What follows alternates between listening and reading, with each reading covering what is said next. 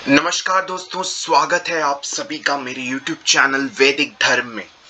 और कल हमने जो चैप्टर पढ़ा था वो था चैप्टर 6, जिसमें हमने जाना था कि जो हिंदुइज्म है या हिंदू जो ये शब्द है, ये एक प्रकार के झूठे और बनावटी हैं, जो कि बाहर के आक्रमण करने वालों ने ज्योग्राफिकल एरिया के हिसाब से हम लोगों को हिंदूज बुलाना शुरू कर दिया था। और फिर जब ब्रिटिशर्स का राज आया तो इन्होंने इस हिंदूज को हिंदू बोलना शुरू किया, क्योंकि पर्शियन जो थी जो लोग थे, पर्शियन लोग जो थे वो इस चीज को जो है ग्रामेटिकल मिस्टेक में बोल देते थे, क्योंकि सिंधु जो थी एक रिवर थी और उस हिसाब से वो लोगों को, उसके आसपास के रहने वाले लोगों को जो है सिंधु के बदले एस को हटा के एच लगा के वो हिंदू हिंदू बोलते थे। लेकिन जब ब्रिटिशर्स राज आया तो वो हिंदू का हिंदू हो गया। तो ये हमने कल पढ़ा था, इसका काफी एक लंबा चैप्टर है जो हमने कल डिस्कस किया था। और आज हम जो चैप्टर डिस्कस करने वाले वो है चैप्टर 7, जिसका नाम है सम मिसकंसेप्शंस। क्योंकि अब हम जानने वाले हैं कि जो सनातन धर्म है, सनातन धर्म में जो है सनातन धर्म के प्रति बाहर लोगों में, और केवल बाहर ही नहीं, हिंदुओं में भी, और भारत नहीं हर जगह पूरे विश्व में कैसी कैसी भ्रांतियां, कैसी कैसी गलत बातें फैल रही हैं। और फैलाने वाले कोई और नहीं है। गलत बातें को प्रचार वही करते हैं जब गलत बातों को सच मानकर लोग आपस में डिस्कस करने लग जाते हैं। सो नास्तिक भी होते हैं, उसमें काफी सारे अलग अलग प्रकार के लोग होते हैं। तो आज हम ऐसे ही कुछ मिसकंसेप्शंस की बात करेंगे, ऐसे ही कुछ भ्रामक गलत बातों की बात करेंगे जो कि सनातन धर्म का भाग नहीं है और इसको सच मानना जाना नहीं चाहिए। तो चलिए हम पढ़ते हैं आज चैप्टर 7। उससे पहले मैं अभी टाइम बता देता हूँ। आज टाइम है 10:36 AM और अभी हो रहा है 9 जुलाई 2022। सॉरी, आज है 9 जुलाई 2000। Oh I am really sorry. It's मेरा ना जुलाई बोल रहा हूँ लेकिन आज जून है एक्चुअली। 9/6/2022 लिखा हुआ है। सो 9 जून 2022, ठीक है। ये बहुत तारीख बहुत ध्यान से देख के बोलनी पड़ती है। सो 9 जून 2022 है आज। और जैसा कि आप लोगों को पता ही है कि हम लोग ये बुक पढ़ रहे हैं, इंट्रोडक्शन टू सनातन धर्म। ये एक बुक है जो कि लिखा है श्री धर्म प्रवर्तक आचार्य जी ने। सो ये बहुत ही ऑथेंटिक बुक है और इसी बुक का हम पढ़ रहे हैं चैप्टर 7, जिसका नाम है सम मिसकंसेप्शंस। आज हम ये चैप्टर शुरू करने वाले हैं, तो चलिए शुरू करते हैं। In the following section, I will provide a short list of some of the more outrageous notions that some people believe about the Vedic tradition, as well as explaining the factual information on these various topics. So क्या कह रहे हैं आचार्य जी? कह रहे हैं नीचे कुछ sections में मैं आप लोगों को कुछ ऐसी लिस्ट देने वाला हूं जो कि कुछ लोग जो है वैदिक परंपरा के लिए सोचते हैं।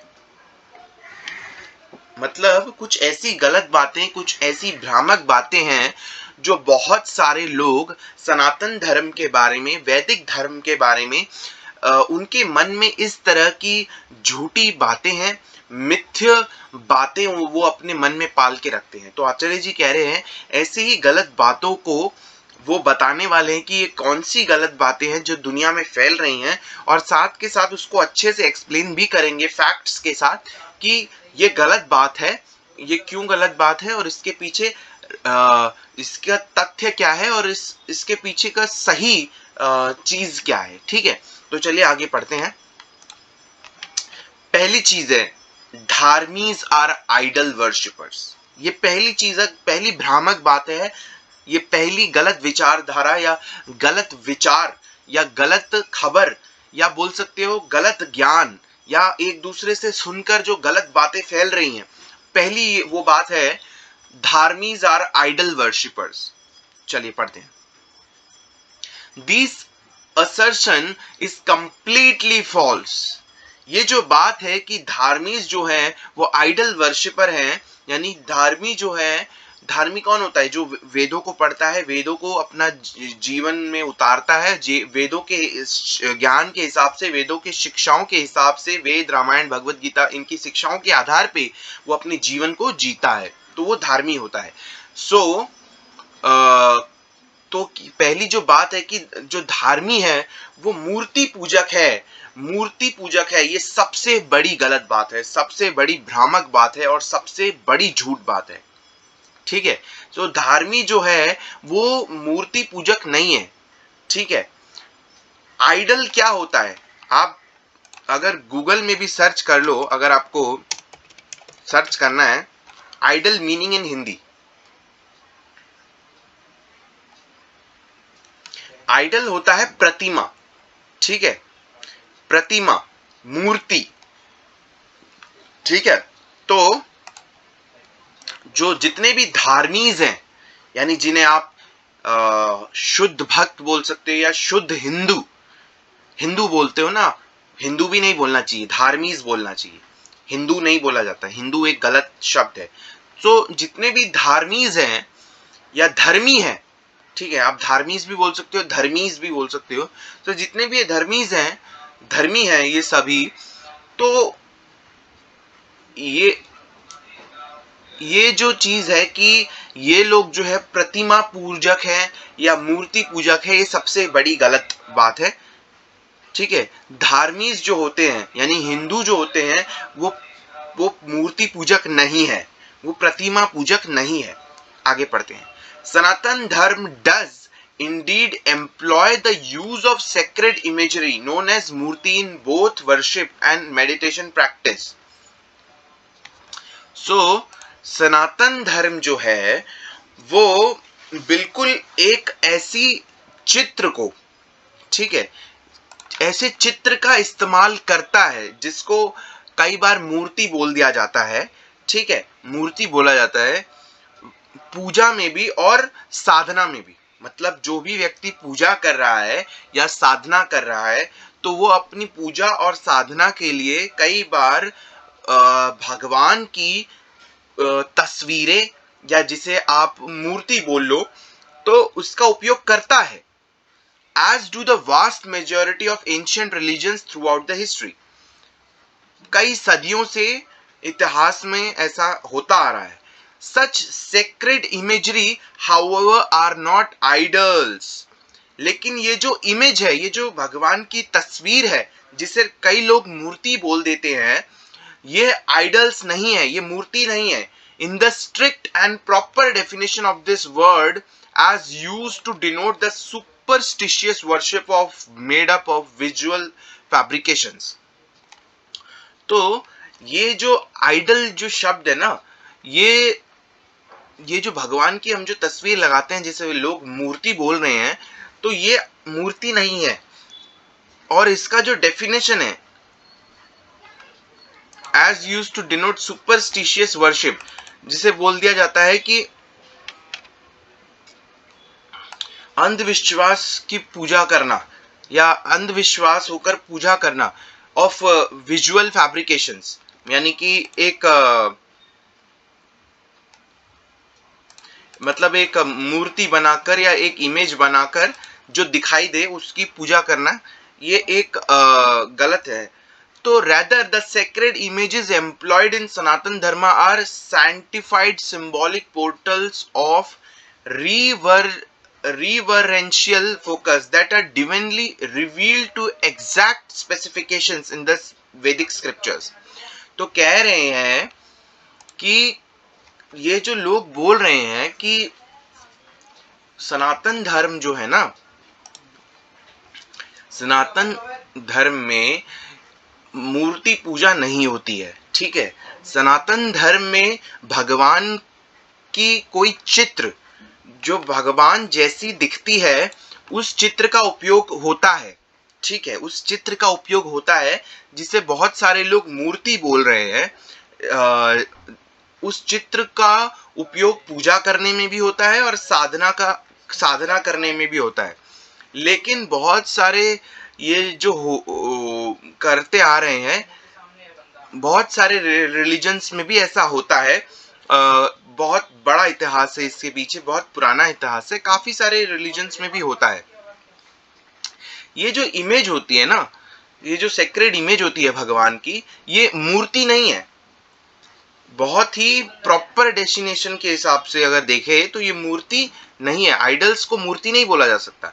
As used to denote, idols जो है, ये जो बोल रहे हैं, हाउ आर नॉट आइडल्स, मतलब ये जो भगवान की बहुत ही पवित्र चित्र है जिसे हम देख सकते हैं, इसको आइडल्स नहीं बोल सकते। ठीक है, आइडल्स यानी मूर्ति, प्रतिमा, इसको इस भगवान के चित्र को मूर्ति या प्रतिमा नहीं बोल सकते। अगर आइडल्स की आप प्रॉपर डेफिनेशन देखो तो उसके हिसाब से भगवान के वो जो चित्र हैं वो मूर्ति या प्रतिमा नहीं है। As used to denote the superstitious worship of made of, तो ये जो आइडल्स को बोला जा रहा है कि ये जो भी हम लोग जो पूजा कर रहे हैं या साधना कर रहे हैं, तो हम लोग आइडल्स की कर रहे हैं, लेकिन आइडल वर्ड जो है वो गलत यूज कर रहे हैं। आइडल वर्ड गलत है। ठीक है, ये कोई अंधविश्वास नहीं है कि हम लोग जो पूजा कर रहे हैं या साधना कर रहे हैं, ये एक झूठी या नकली या सिर्फ दिखाई देने वाली एक चित्र या एक मूर्ति के ऊपर हम कर रहे हैं। रेदर ये जो पवित्र जो चित्र होती है, ये सनातन धर्म में इसका इस्तेमाल किया जाता है ताकि हम जो है, जो वैदिक स्क्रिप्चर्स में लिखा हुआ है ऐसा कि हम इस चित्र का इस्तेमाल, यानी जो सामने जो चित्र ईश्वर या भगवान जैसा दिख रहा है, इसका इस्तेमाल करके हम जो है भगवान पे ध्यान लगाने की कोशिश करते हैं। ठीक है, such sacred images are not considered to be literally god, यानी कि ये जो इमेज होती है, ये भगवान की तरह जो दिखने वाली इमेज होती है, इनको भगवान नहीं माना जाता। मतलब कि मान लो कि सामने जो इमेज है, उस भगवान की जो इमेज है, उस इमेज का उपयोग करके भगवान पे ध्यान लगाया जाता है, उस इमेज का उपयोग करके। लेकिन इसका मतलब ये नहीं कि वो जो इमेज है वो भगवान है, right? But rather they are used as sacralized focal points of meditation. बल्कि वो जो इमेज है, वो जो जिसको आप लोग कई लोग मूर्ति बोल रहे हैं, वो उस चित्र को, उस इमेज को जो दिखाई दे रही है, उसको एक प्रकार से साधना के लिए उपयोग किया जाता है। ठीक है, ताकि हम भगवान पे ध्यान लगा सकें। The use of such sacred imagery is not based on superstition. ऐसे जो चित्र हैं भगवान के, जिन्हें कई लोग मूर्ति बोल देते हैं, ऐसे चित्रों, भगवान के चित्रों का इस्तेमाल करना ये कोई अंधविश्वास नहीं है, बट एक प्रकार की आध्यात्मिक विज्ञान है। It is in meditating upon such sacred images that we incorporate into our own being the positive and purifying power of God। यानी कि इस तरह से हम लोग जो है एक बहुत ही सकारात्मक और भगवान की शुद्ध शक्ति पर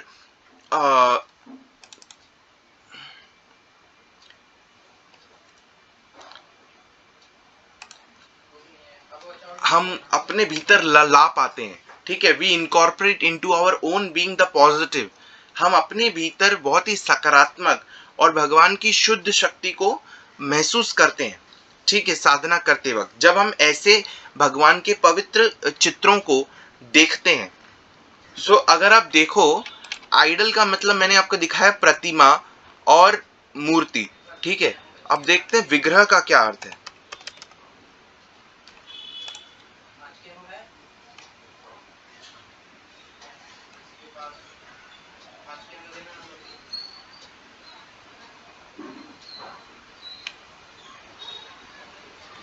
विग्रह का भी वही अर्थ है, आकृति।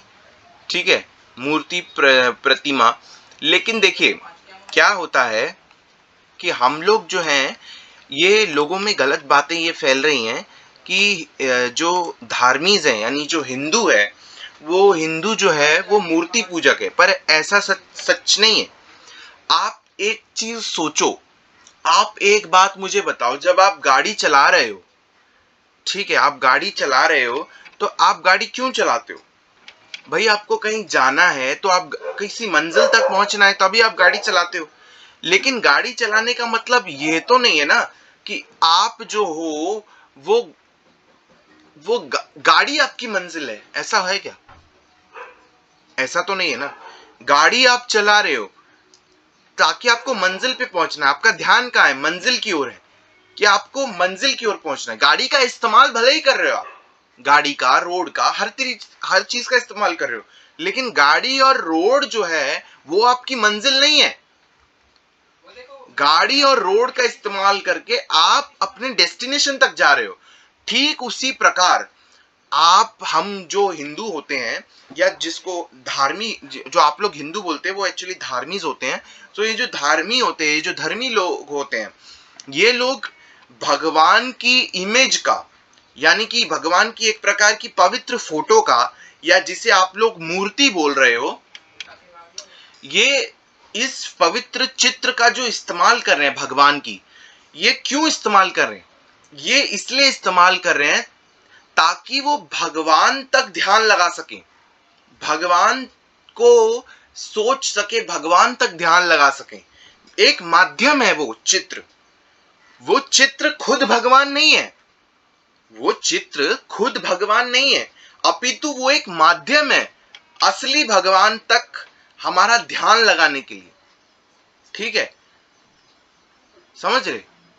लेकिन वो चित्र बहुत पवित्र भी है और बहुत पूजनीय भी है, क्योंकि हम उसको ध्यान भी तो लगा रहे हैं ना, हम उसके माध्यम से भगवान तक ध्यान लगा रहे हैं। अगर वो चित्र नहीं होगा तो हम इतनी आसानी से ध्यान नहीं कर पाएंगे, क्योंकि पहले तो आप खुद शुद्ध भक्त नहीं होते हैं। सभी लोग शुद्ध भक्त नहीं होते हैं, सभी लोग आध्यात्मिक रूप से टॉप क्लास, टॉप लेवल पे नहीं होते हैं ना। तो ये एक प्रकार की हेल्प है, उस इमेज की हेल्प है। ठीक है, वो जो चित्र है, जो भगवान की आप मूर्ति बोल रहे हो या विग्रह बोल रहे हो, वो जो मूर्ति या विग्रह है वो एक प्रकार से माध्यम है भगवान तक ध्यान लगाने का। समझ गए? हम जो पूजा कर रहे हैं, आप ये लोग, कई लोग ये सोचते हैं कि हम उस मूर्ति की पूजा कर रहे हैं या उस विग्रह की पूजा कर रहे हैं, लेकिन सत्य यह है कि हाँ, हम कर तो रहे हैं उसकी पूजा, लेकिन इतना सब कुछ करने का मीनिंग ये नहीं है कि हम उस मटेरियल जो चीज है, वो जो पवित्र सेक्रेड इमेज है, या वो जो जिसको आप मूर्ति बोल रहे हो, हम उसके लिए कर रहे हैं, हम भगवान के लिए कर रहे हैं। वो एक चीज माध्यम है ताकि हमारा ध्यान लग सके, हमारा दिमाग जो है, हमारा ध्यान जो है, अंतर मन से जो है ध्यान भगवान की ओर लग सके, वो हेल्प करता है हमें। समझ गए? ये चीज है, ये चीज लोगों को समझ आनी चाहिए, बहुत दिमाग से समझ आनी चाहिए। क्या काम किया जा रहा है? पूजा हो रही है, साधना हो रही है, किस लिए हो रही है? वो हो रही है भगवान पे ध्यान लगाने के लिए, भगवान को स्मरण करने के लिए, भगवान तक अपनी बात पहुंचाने के लिए। माध्यम क्या है? वो माध्यम हम इस्तेमाल कर रहे हैं। माध्यम इस्तेमाल करने का मतलब ये नहीं कि हम जिस चीज का इस्तेमाल कर रहे हैं हम उस चीज के हम उस चीज को पूजा कर रहे हैं। वो एक माध्यम है दोस्त, वो एक माध्यम है। जैसे आप कार चला रहे हो, रोड का इस्तेमाल कर रहे हो, कार का इस्तेमाल कर रहे हो, इसका मतलब ये तो नहीं ना कि आपकी मंजिल आपका गाड़ी हो गया, आपकी कार हो गया। मतलब आप कार चला रहे हो और फिर कोई बोले अच्छा तू कार चला रहे मतलब तेरे को तेरी मंजिल मिल गई। कार चलाना उसकी मंजिल थोड़ी थी, या कार उसकी मंजिल थोड़ी थी। वो बोलेगा भाई कार मेरी मंजिल नहीं है, मैं कार चला इसलिए रहा हूं क्योंकि मेरे को किसी डेस्टिनेशन पे पहुंचना है। कार की इज्जत है, कार को बहुत बहुत इज्जत है, क्योंकि कार ही तो हेल्प कर रहा है ना उसको उसकी मंजिल तक पहुंचाने के लिए। कार एक माध्यम है तो वो हेल्प कर रहा है, तो ऑब्वियसली उसकी इज्जत है। बिना उस माध्यम के अगर वो जाना चाहेगा तो उसको बहुत कठिन परिश्रम भी करना पड़ेगा, उसको बहुत ज्यादा समय भी लगेगा, और उसको हो सकता है वो भटक भी जाए। तो ये चीज होती है, ये चीज समझने वाली बात है। वो जो भगवान की सेक्रेड इमेज है, भगवान की जो पवित्र चित्र है, या भगवान की जो पवित्र विग्रह है या पवित्र मूर्ति है, वो मूर्ति नहीं है, वो एक माध्यम है, माध्यम। वो भगवान तक साधना करने का, भगवान तक अपनी बात पहुंचाने का एक माध्यम है। अब कई लोग बोलेंगे कि कैसे माध्यम हो गया यार, कैसे हो गया, वो तो एक मिट्टी का बना हुआ है, या वो तो एक खिलौने जैसा है, खिलौने जैसा दिख रहा है, उसको उठा के अगर हम ऐसे ऊपर नीचे करें तो उसमें क्या है, कुछ भी तो नहीं है। देखिए, ये सारा कुछ दिमाग से, हृदय से, आत्मा से कनेक्शन होता है। कभी आपने एक वाईफाई राउटर देखा होगा। वाईफाई राउटर जब आप लगाते हो तो आप जब स्विच ऑन करते हो तो क्या वाईफाई आपको इंटरनेट मिल जाता है? अब कोई भी अगर जिसको ज्ञान नहीं है वो बोलेगा यार मैंने तो वाईफाई राउटर का स्विच ऑन कर दिया है, लेकिन ये नेट क्यों नहीं आ रहा है, क्या दिक्कत है? अब वो उस वाईफाई राउटर को खोल के देखेगा तो क्या ठीक हो जाएगी, क्या नेट आ जाएगा? नहीं आएगा, क्योंकि उसको ये भी पता होना चाहिए भाई रिचार्ज भी तो करवाना है, फ्री में तो नहीं होगा। भले ही तुमने राउटर लगा दिया, राउटर भी जरूरी है, लेकिन रिचार्ज कौन कराएगा? रिचार्ज कराएगा तो एक्सेस मिलेगा उसको इंटरनेट का। पर हाँ, राउटर जरूरी है, ऐसा नहीं है कि बिना राउटर के वो रिचार्ज करा सकता है। So this is a very complicated technology, this is a very complicated things. It's not easy to understand, but we have the process, हमारे पास प्रोसेस है उसका पूरा। उसको आप साइंटिफिकली समझना चाहते हैं तो उसके लिए पूरा डिटेल में नॉलेज है, लेकिन मैं आपको यहाँ पे एक प्रकार के एग्जाम्पल के साथ बता रहा हूं कि जब हम भगवान को पूजा करते हैं तो इसका मतलब ये नहीं है कि उस चीज में कुछ है, वो चीज एक माध्यम है, एक मीन्स है। ठीक है, हमारी आसक्ति या मतलब हमारा जो जुड़ाव है वो भगवान के प्रति है, उस मटेरियल चित्र के प्रति नहीं है। वो चित्र एक माध्यम है, हम उस चित्र को भगवान, हम उस चित्र से के माध्यम से भगवान के दर्शन जरूर करते हैं, लेकिन इसका मतलब ये नहीं कि हम उस मटेरियल फॉर्म ऑफ मूर्ति के या मटेरियल फॉर्म ऑफ चित्र के हम उसको, उस माध्यम को हम भगवान समझ रहे, नहीं, वो एक माध्यम है। कई बार लोग सोचते हैं कि सामने जो चित्र है वो साक्षात भगवान का ही एक स्वरूप है, वो ऐसा मानते हैं, ऐसा बोलते हैं, लेकिन भावनाएं अलग होती हैं, जो हम कर रहे हैं उसके पीछे का कारण अलग होता है। ठीक है, भावनाओं में तो हम काफी चीजें बोल देते हैं, कई बार हम भावनाओं में बहुत कुछ बोल देते हैं, लेकिन इसका मतलब ये नहीं कि उसके अर्थ परिवर्तन हो जाएगा। अगर हम पूजा कर रहे हैं, अगर हम साधना कर रहे हैं, भगवान की इमेज है, सामने मूर्ति है या भगवान का विग्रह है, उसके उसके सामने बैठकर हम पूजा कर रहे हैं या उसके सामने बैठकर साधना कर रहे हैं, तो हम भगवान पर ध्यान लगाने के लिए साधना कर रहे हैं, ताकि हमारा ध्यान भटके नहीं। वो जो इमेज है ये भगवान की, वो हमारी हेल्प करता है भगवान तक ध्यान लगाने में। ठीक है, क्योंकि वो जो इमेज है ना, वो खुद एक प्रकार का भगवान का एक रेप्लिका मान के चलो। भगवान नहीं है वो, खुद इमेज, वो मूर्ति या वो जो चीज है वो भगवान नहीं है, लेकिन वो भगवान का एक प्रकार का रेप्लिका है। वो हमें हेल्प कर रहा है कि हम भगवान तक ध्यान लगाएं। रेप्लिका मतलब मैं आपको यहां पे दिखा देता हूं कि डिट्टो होता है। उम्मीद है लोगों को पता होगा, लेकिन फिर भी मैं दिखा देता हूं यहां पे। प्रतिकृति, ठीक है,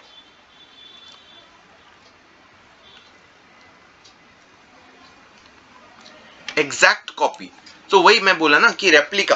देखो, एक होता है कि वो भगवान को जो आप मूर्ति देख रहे हो, वो भगवान, आप देखिए भावनाओं में हम बोलते हैं कि वो साक्षात भगवान ही है, लेकिन वो साक्षात भगवान नहीं, वो भगवान का एक प्रकार का फॉर्म है।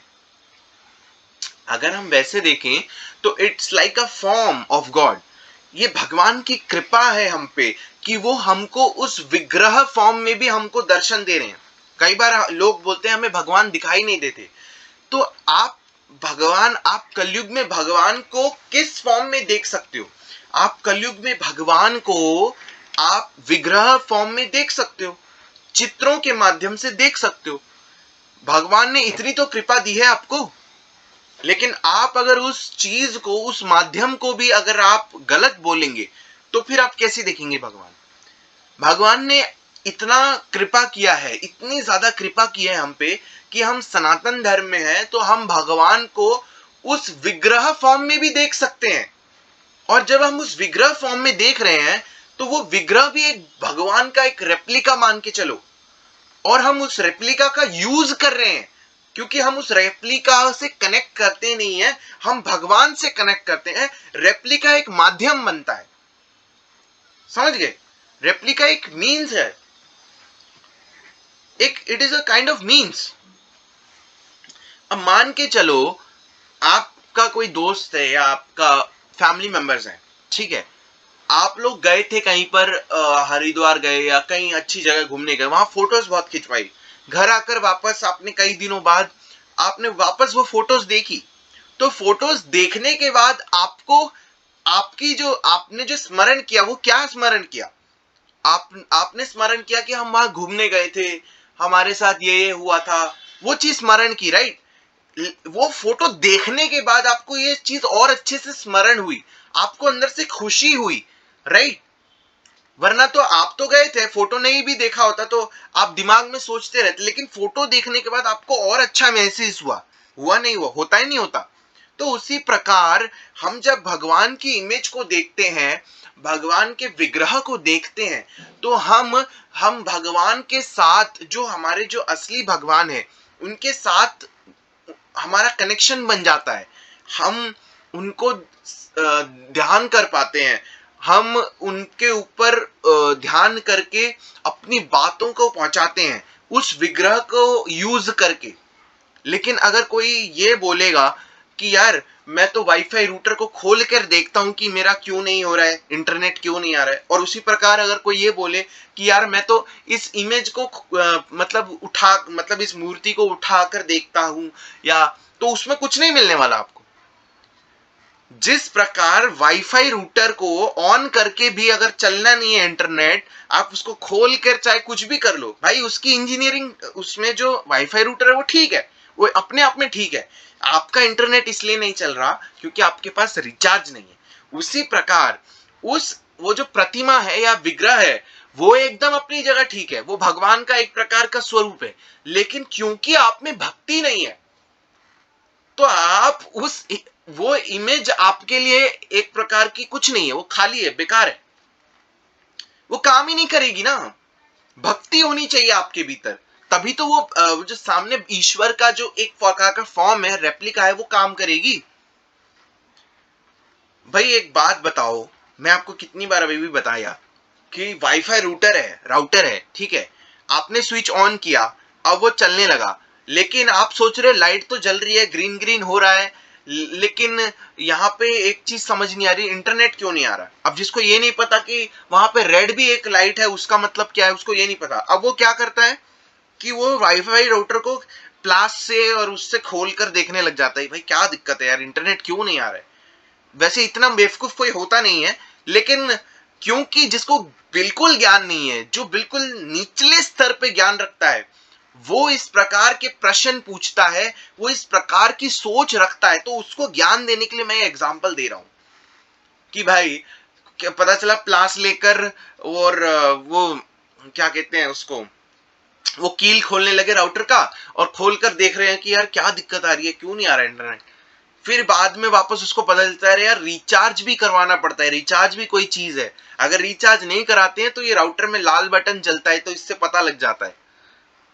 तो ये चीज है, फिर उसको रिचार्ज कराने के लिए एक सिस्टम है। तो उसी प्रकार जब हमारे पास सामने हमारी जो भगवान की इमेज है, भगवान की जो इमेज है या मूर्ति है, विग्रह है, जो भी बोलो, उसको मूर्ति तो बिल्कुल नहीं बोलना चाहिए,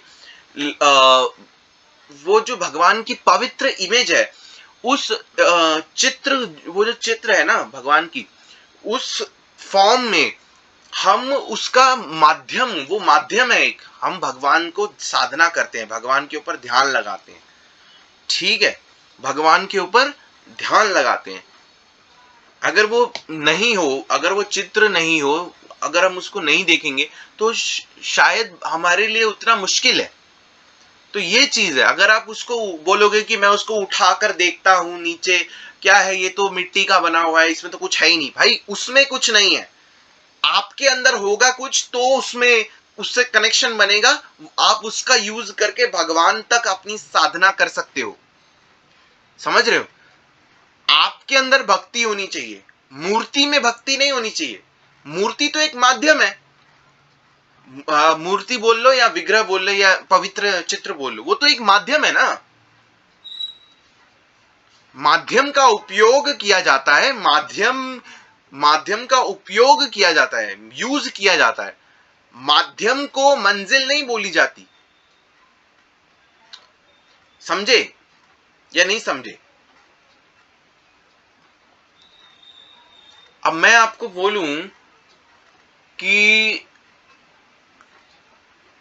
चद्दर है, मान लीजिए चद्दर है, ठीक है, अब मैं चद्दर है, कोई ये बोले यार इस चद्दर का क्या करते हैं, इसको उठा के देख रहा है, चद्दर को उठा के देख रहा है, इस चद्दर में क्या करते हैं भाई, इस चद्दर में तो कुछ है ही नहीं, ये चद्दर का क्या इस्तेमाल करते हैं, वो ऐसे सोच रहा है, वो इतना निचला स्तर पे ज्ञान रखता है,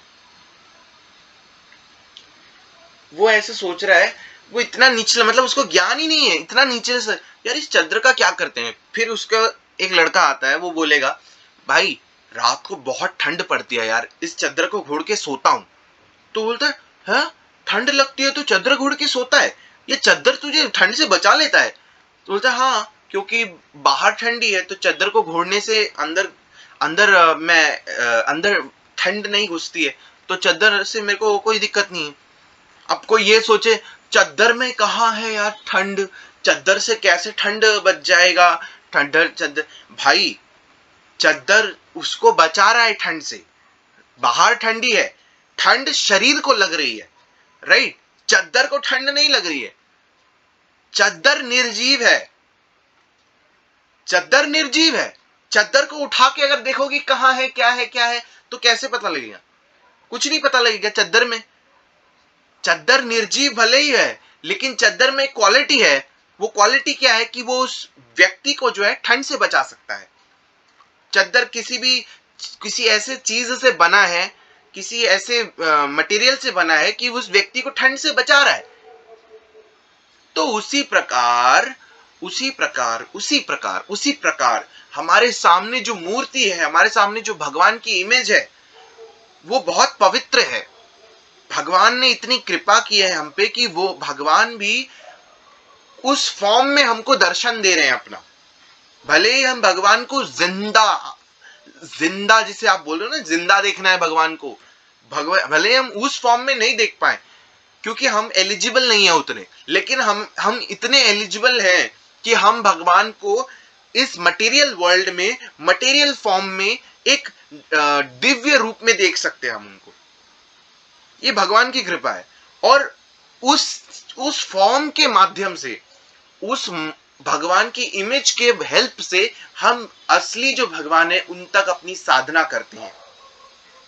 वैसे कोई डिफरेंस नहीं है भगवान में और उस भगवान के रेप्लिका में, यानी रेप्लिका यानी वो जो भगवान की मूर्ति है, उसमें ज्यादा डिफरेंस नहीं है, लेकिन हम लोग जो है उसका यूज करते हैं, यूज करके हम भगवान तक अपना ध्यान लगाते हैं। तो उम्मीद है आप लोगों को ये डाउट जो है कि जो धार्मिक होते हैं वो मूर्ति पूजक होते हैं, वो आपके भ्रामक जो चीज है वो निकल जाएगी। हम लोग मूर्ति पूजक नहीं है, हम लोग भगवान के ही पूजक हैं। हम बस केवल उस विग्रह का, उस पवित्र चित्र का, उस जिसे आप मूर्ति बोल देते हो, उसका उपयोग कर रहे हैं भगवान तक ध्यान लगाने के लिए। समझ गए? चलिए आगे बढ़ते हैं। वो एक माध्यम है, वो चित्र एक माध्यम है। अच्छा, दूसरी जो भ्रामक बात है, दूसरी एक झूठी बात है जो फैलाई जाती है दुनिया भर में, और ये एक तरह की गलत चीजें फैलाई जाती है वो है धार्मिज आर पोलिथिस्टिक, यानी Sanatan Dharma is not and has never been a polytheistic religion.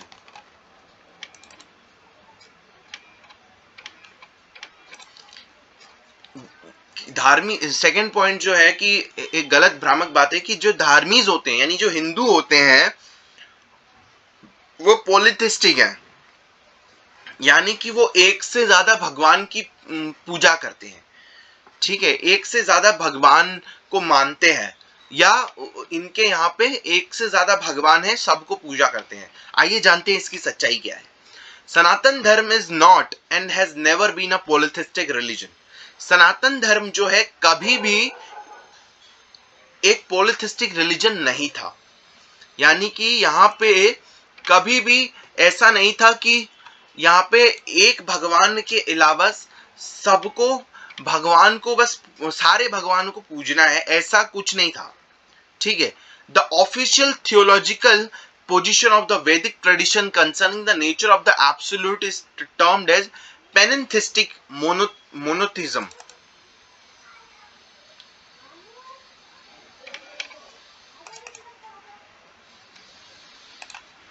So जो असली ऑफिशियल जो हमारे वैदिक स्क्रिप्चर्स में है, जो पोजीशन है हमारे वैदिक परंपराओं की, कि जो भगवान है ना वो पूरे यूनिवर्स में यूनिवर्सल मतलब सबसे बड़ा है और वो एक ही है।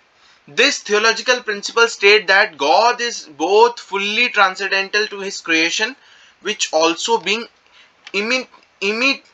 Eminently present in all of creation. ठीक है, तो कहने का मतलब यह है कि जो भगवान जो है ना वो बहुत ही ट्रांसेंडेंटल है, मतलब भगवान की जो क्रिएशन है, भगवान ने जो चीजें बनाई है, भगवान उसमें भी मौजूद है और भगवान अपनी क्रिएशन से बाहर भी मौजूद है। ठीक है, Sanatan Dharma teaches that there is ultimately one supreme being. Sanatan Dharma यह सिखाता है, यह पढ़ाता है कि कोई केवल एक सुप्रीम बीइंग है, यानी वो सर्वश्रेष्ठ है, सर्वशक्तिमान है, वो एक अकेला है, वो सबसे शक्तिशाली है। ठीक है, उससे बड़ा कोई नहीं है। Who is the absolute one, ekam without rival and who is unitary in his essential being. This one supreme god is source and sustainer of all the reality, यानी वो एक अकेला है जिसकी मदद से जितने भी क्रिएशन है या जितनी भी चीजें हैं सब कुछ चल रही है, वो ही असली सोर्स है। ठीक है, in addition to the existence of one supreme being, however, Sanatan Dharma reveals to us that there is also myriad hierarchy of powerful benevolent beings who are vastly superior to human beings, but who are also subservient to God. मतलब कि लेकिन वो एक भगवान तो है, लेकिन सनातन धर्म में यह भी बताया गया है कि मनुष्य से ऊपर यानी कि देवी देवता भी होते हैं, और ये देवी देवता जो होते हैं वो मनुष्य से कई गुना ज्यादा शक्तिशाली होते हैं और बहुत पावरफुल होते हैं। ठीक है, लेकिन ये भी जो है, ये देवी देवता भी जो है, ये भी भगवान के लिए काम करते हैं, भगवान के नीचे काम करते हैं। ठीक है, सो ये देवी देवता भी होते हैं। These powerful and benevolent beings are called devas. ये जो सबसे शक्तिशाली जो जीव होते हैं या शक्तिशाली जो लोग हैं, इनको देवास बोला जाता है। लेकिन ये भगवान से थोड़ा नीचे होते हैं, क्योंकि भगवान के ये दास होते हैं, देवास और Devi's. These beings are roughly similar to the concept of angels as understood in the Western world. So इन देवताज और देवियों को कुछ ऐसा मान सकते हैं कि जैसे वेस्टर्न वर्ल्ड में एंजल्स की बात की जाती है, जहाँ पे वहाँ पे कॉन्सेप्ट है एंजल्स का, तो कुछ उसी प्रकार का मान सकते हैं। ठीक है, the devas and devis are all servants of God. ये जो देवता है या देवी है, ये देवा और देवी जो है ये सारे भगवान के दास हैं, ठीक है, भगवान के लिए काम करते हैं, ठीक है, as are potentially all human beings as well. और एक प्रकार की ये लोग मानव की तरह ही है। While such beneficent beings are quite powerful, लेकिन ये बहुत शक्तिशाली होते हैं, ठीक है। However they are never to be confused as being the same as God. लेकिन ये कंफ्यूजन नहीं होना चाहिए कि ये जो देवास और देवीज हैं ये खुद भगवान है। ये कंफ्यूजन नहीं होता है, देवास और देवीज भगवान नहीं है। देवास और देवीज जो है वो भगवान के दास हैं, और वो लोग पावरफुल बहुत होते हैं। ये नॉर्मल इंसान की तरह नहीं होते, लेकिन पावरफुल बहुत होते हैं। So Sanatan Dharma is not polytheistic in the strict sense of believing that the absolute consists of a committee or pantheon of individual gods. Rather, we are panentheistic monotheists, and we believe that there is one supreme and transcendent God who blesses all of reality with his divine presence. जो सनातन धर्म में है केवल एक ही भगवान है, ठीक है, लेकिन एक भगवान है, लेकिन उसकी बहुत सारी क्रिएशन है। सो देवी और देवता जो होते हैं वो भी वो देवी देवता भी वो भी भगवान के दास हैं। अब कई लोग पूछेंगे कि अगर देवी देवता भगवान के दास हैं, यानी भगवान कौन है? भगवान या तो कृष्ण है या फिर नारायण है, ठीक है, वही एक अकेला भगवान है, उनसे बड़ा कोई नहीं। सो आप कोई लोग पूछेंगे कि अगर लेकिन सनातन धर्म में या हिंदू धर्म में तो हजारों लाखों करोड़ों भगवान है, तो अगर करोड़ों भगवान है तो लोग तो सबकी पूजा करते हैं। अब आप मुझे ये बताइए, मुझे एक बात बताओ, वैसे मुझे एक चीज बताओ कि जब आप लोगों के यहाँ 2-4 दिन बिजली चली जाती है या कुछ हो जाता है, तो आप क्या करते हो? आप प्राइम मिनिस्टर को फोन लगाते हो या बिजली विभाग को फोन लगाते हो? मुझे ये बता दो भाई। जब आपके यहाँ बिजली जाती है, घर पे बिजली गई, मान लो 2-3 दिन के लिए चली गई, अब आप क्या करते हो? वैसे तो कुछ लोग कुछ भी नहीं करते और कुछ लोग करते हैं, तो जो करते हैं मैं उनके लिए पूछ रहा हूँ। सो आप क्या करते हो? आप बिजली विभाग को फोन लगाते हो या फिर प्राइम मिनिस्टर को फोन लगाते हो? ऑब्वियस सी बात है, आप बिजली विभाग को फोन लगाओगे, उनसे पूछोगे कि लाइट क्यों गई है, लाइट कब तक आ जाएगी, राइट? सो उसी प्रकार जो देवी देवता है ना, वो हमको इस मटेरियल वर्ल्ड में बहुत सारी चीजें प्रदान करते हैं। हमें ये पता है कि चीजें टेम्पररी हैं, जैसे धन हो गया, दौलत होगी, या फिर ऐश्वर्य हो गया, ज्ञान हो गया, बुद्धि हो गया। ये बहुत सारी ऐसी चीजें हैं जो देवी देवताओं से लोग मांगते हैं और उनको वो चीजें मिलती है, तो वो टेम्पररी है। लेकिन लोगों को क्या है कि टेम्पररी चीज चाहिए, वो मटेरियल वर्ल्ड में रह रहे, तो उनको टेम्पररी चीज से मोह है, तो वो करते हैं, उनकी पूजा कर लेते हैं, और करते हैं तो उनको मिलता है वो चीज। लेकिन इसका मतलब ये तो नहीं ना कि भगवान अलग अलग हो गए। भगवान तो एक ही है, लेकिन भगवान के नीचे जितने भी देवी देवता है वो बहुत पावरफुल है। अच्छा एक बात बताओ, आपके पिताजी हैं, ठीक है, और आपका भाई है, ठीक है, अब कुछ आपको जरूरत पड़ी, मान लीजिए कुछ आपको जरूरत पड़ी, तो पहले आप पिताजी से मांग लेते हो या भाई से मांगते हो? पहले भाई से मांगते हो। भाई अगर हेल्प कर देता है तो ठीक है, नहीं कर पाता तो पिताजी से मांग लेते हो। तो उसी प्रकार लोगों को लगता है कि वो अगर देवी देवताओं के पास जाएंगे तो उनके पास उनको आसानी से चीजें मिल जाएंगी, और अगर वो भगवान के पास जाएंगे तो भगवान के पास जाकर उनको चीजें मिलेंगी नहीं, उनको तो वो चीज मिलेगी जिसके लिए वो चाहते ही नहीं है, यानी कि मुक्ति, जिसे हम मुक्ति बोलते हैं। क्योंकि हमें हमें अपने इस मटेरियल वर्ल्ड में जीने के लिए जो चीज चाहिए वो तो देवी देवता दे रहे हैं हमें, चाहे वो हवा हो, पानी हो, धूप हो। सूर्य देव हमें धूप दे रहे हैं, वायु देव हमें हवा दे रहे हैं, और भूमि देव हमें भूमि दे रहे हैं। तो हर प्रकार की जरूरत देवी देवता दे रहे हैं, लेकिन किसके कहने पे दे रहे हैं? वो तो भगवान नारायण या कृष्ण जो है वो एक भगवान है, उन्हीं एक के कहने पर ये सारी क्रिएशन है, तो उन्हीं के कहने पर तो देवी देवता काम भी कर रहे हैं। सो ये कुछ लोग होते हैं जो डायरेक्ट उनसे ना मांग के अब इनसे मांग लेते हैं।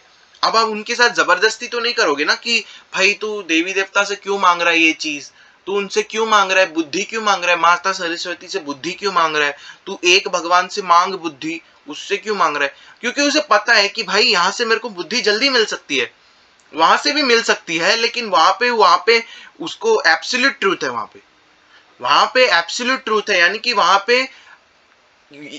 पे इस दुनिया से आसक्ति नहीं रखनी है, इस दुनिया, क्योंकि उसे पता हो जाएगा कि ये टेम्परेरी दुनिया है और टेम्परेरी चीजों को लेकर क्या करना है, वहां पे उसे भगवान के पास जाना पड़ेगा, वहां पे उसे मुक्ति पानी पड़ेगी, वहां पे अलग कॉन्सेप्ट है, तो वो चीज वो करना नहीं चाहता, वो टेम्परेरी वर्ल्ड में रहना चाहता है।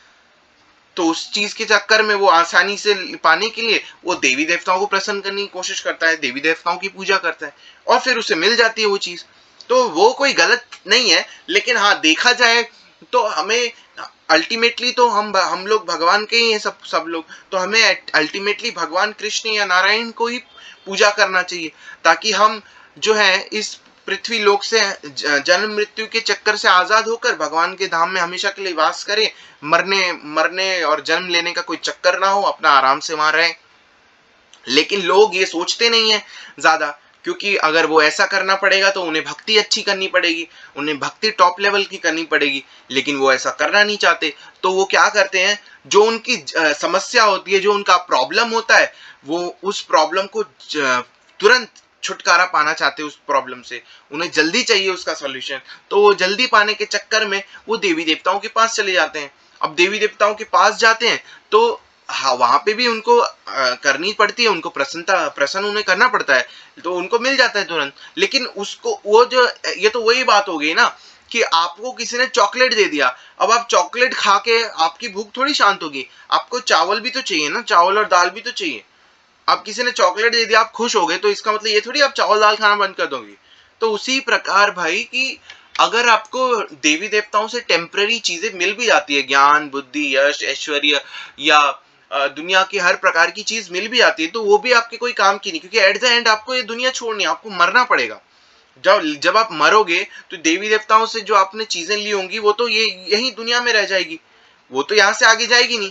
आगे यहाँ से क्या जाएगा, आगे यहाँ से आपकी भक्ति जाएगी, आगे यहाँ से आपकी आत्मा जाएगी, तो आपकी आत्मा यहाँ के किए हुए कर्म लेके जाएगी, मतलब कर्म लेके नहीं जाएगी, सॉरी, यहाँ मेरे को इसका नॉलेज नहीं है, अभी आगे पढ़ेंगे तो नॉलेज आएगा। सो जो भी है, तो असली क्या है कि मरना तो है, तो जब मरोगे तो देवी देवताओं से जो चीजें मिलेंगी वो कहाँ लेके जाओगे, कहीं नहीं लेके जा पाओगे, वो तो यहीं रह जाएंगी मटेरियल वर्ल्ड में, क्योंकि वो तो मटेरियल चीजें थी।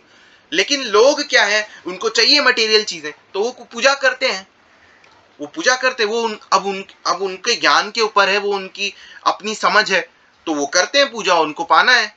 अब आप ये तो नहीं बोल सकते ना उसे कि भाई तू देवी देवताओं से ये चीज मत मांग, प्लीज ये चीज मत मांग, तुझे मुक्ति पानी है, तुझे मरने के बाद भगवान के पास जाना है, तो तू उनसे मत मांग।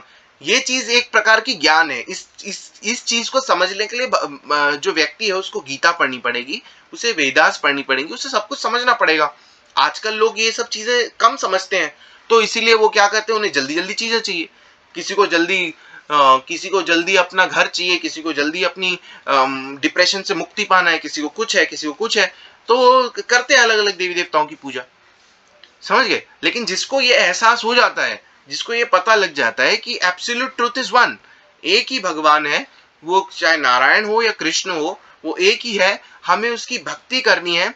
क्यों करनी है भक्ति, ताकि हम ये जो जन्म मृत्यु है इसके चक्कर से बचे और हम उसके धाम में वापस जाएं और अपना आराम से वहां पे उनकी सेवा में अपना अपना जो नित्य, मतलब उनके दास बन के हम आराम से वहां रहें। तो ये चीज जिसको एहसास हो जाती है वो फिर देवी देवताओं की पूजा नहीं करता। क्यों करेगा वो पूजा, क्योंकि उसे मटेरियल चीजों से ज्यादा आसक्ति नहीं होती है, उसे आसक्ति होती ही नहीं है। हाँ अगर वो चाहे तो मांग सकता है, देवी देवताओं से मांग सकता है, बट मांगने का मतलब ये नहीं कि वो देवी देवताओं का ही दास बन जाए, राइट, देवी देवताओं का ही दास बन जाए, वो गलत हो जाएगा। फिर अगर ऐसा हुआ तो फिर आपको फिर उस देवी देवता के लोग जाना पड़ेगा। देवी देवता से मांगना अलग चीज होती है, लेकिन देवी देवता का दास बन जाओगे तो फिर अलग हो जाएगा। तो ये बहुत ध्यान रखने वाली बात है। ठीक है, तो ये बहुत बड़ा मिसकंसेप्शन है कि सनातन धर्म में हजारों भगवान को पूजा करते हैं, लाखों भगवानों को पूजा करते हैं। भगवान तो एक ही है, वो उसको कृष्ण बोलो नारायण बोलो, वो एक ही भगवान है, पूजा सिर्फ उसी की करनी है। लेकिन आपका लक्ष्य क्या है? आपका लक्ष्य भगवान को प्राप्त करना है, भगवान के पास जाना है, भगवान के धाम जाना है, भगवान की भक्ति करनी है और अपना आध्यात्मिक उन्नति करना है, तो आप उस एक भगवान को करोगे पूजा, क्योंकि आपको पता है आपको मुक्ति पानी है। लेकिन अगर आपको यह है कि मुझे गाड़ी चाहिए, बंगला चाहिए, बुद्धि चाहिए, बल चाहिए, मुझे ऐश्वर्य चाहिए, मुझे इस पृथ्वी लोक में रहने के लिए हर तरह की सुख सुविधा चाहिए, तो फिर आप ये सोचते हो क्यों ना मैं देवी देवताओं से मांगू, क्यों ना मैं उनकी खातिरदारी करूं, क्यों ना मैं उनकी पूजा करूं, उनका ही दास बन जाऊं।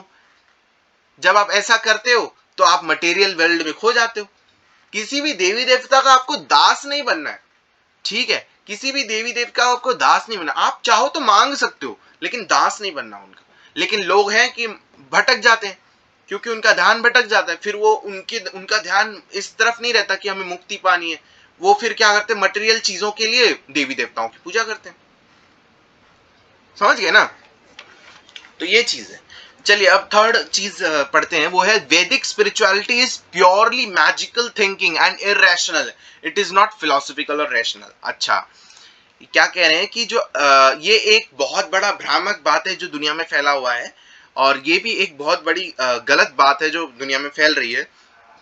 वो ये है कि जो आध्यात्मिक जो वैदिक आध्यात्मिक ज्ञान है, वो जो है वो बिल्कुल एक मैजिकल थिंकिंग है, यानी काल्पनिक है, यानी कि एक प्रकार की कल्पनाओं से भरी हुई है, जिसमें कोई सच्चाई नहीं है, बस एक प्रकार का जादू है। इस सोच में एक जादू है जो काल्पनिक तरीके से बनता है ये, और बिल्कुल इरेशनल है, यानी कि जिसमें कोई लॉजिक नहीं है, और इट इज नॉट फिलोसॉफिकल और रैशनल।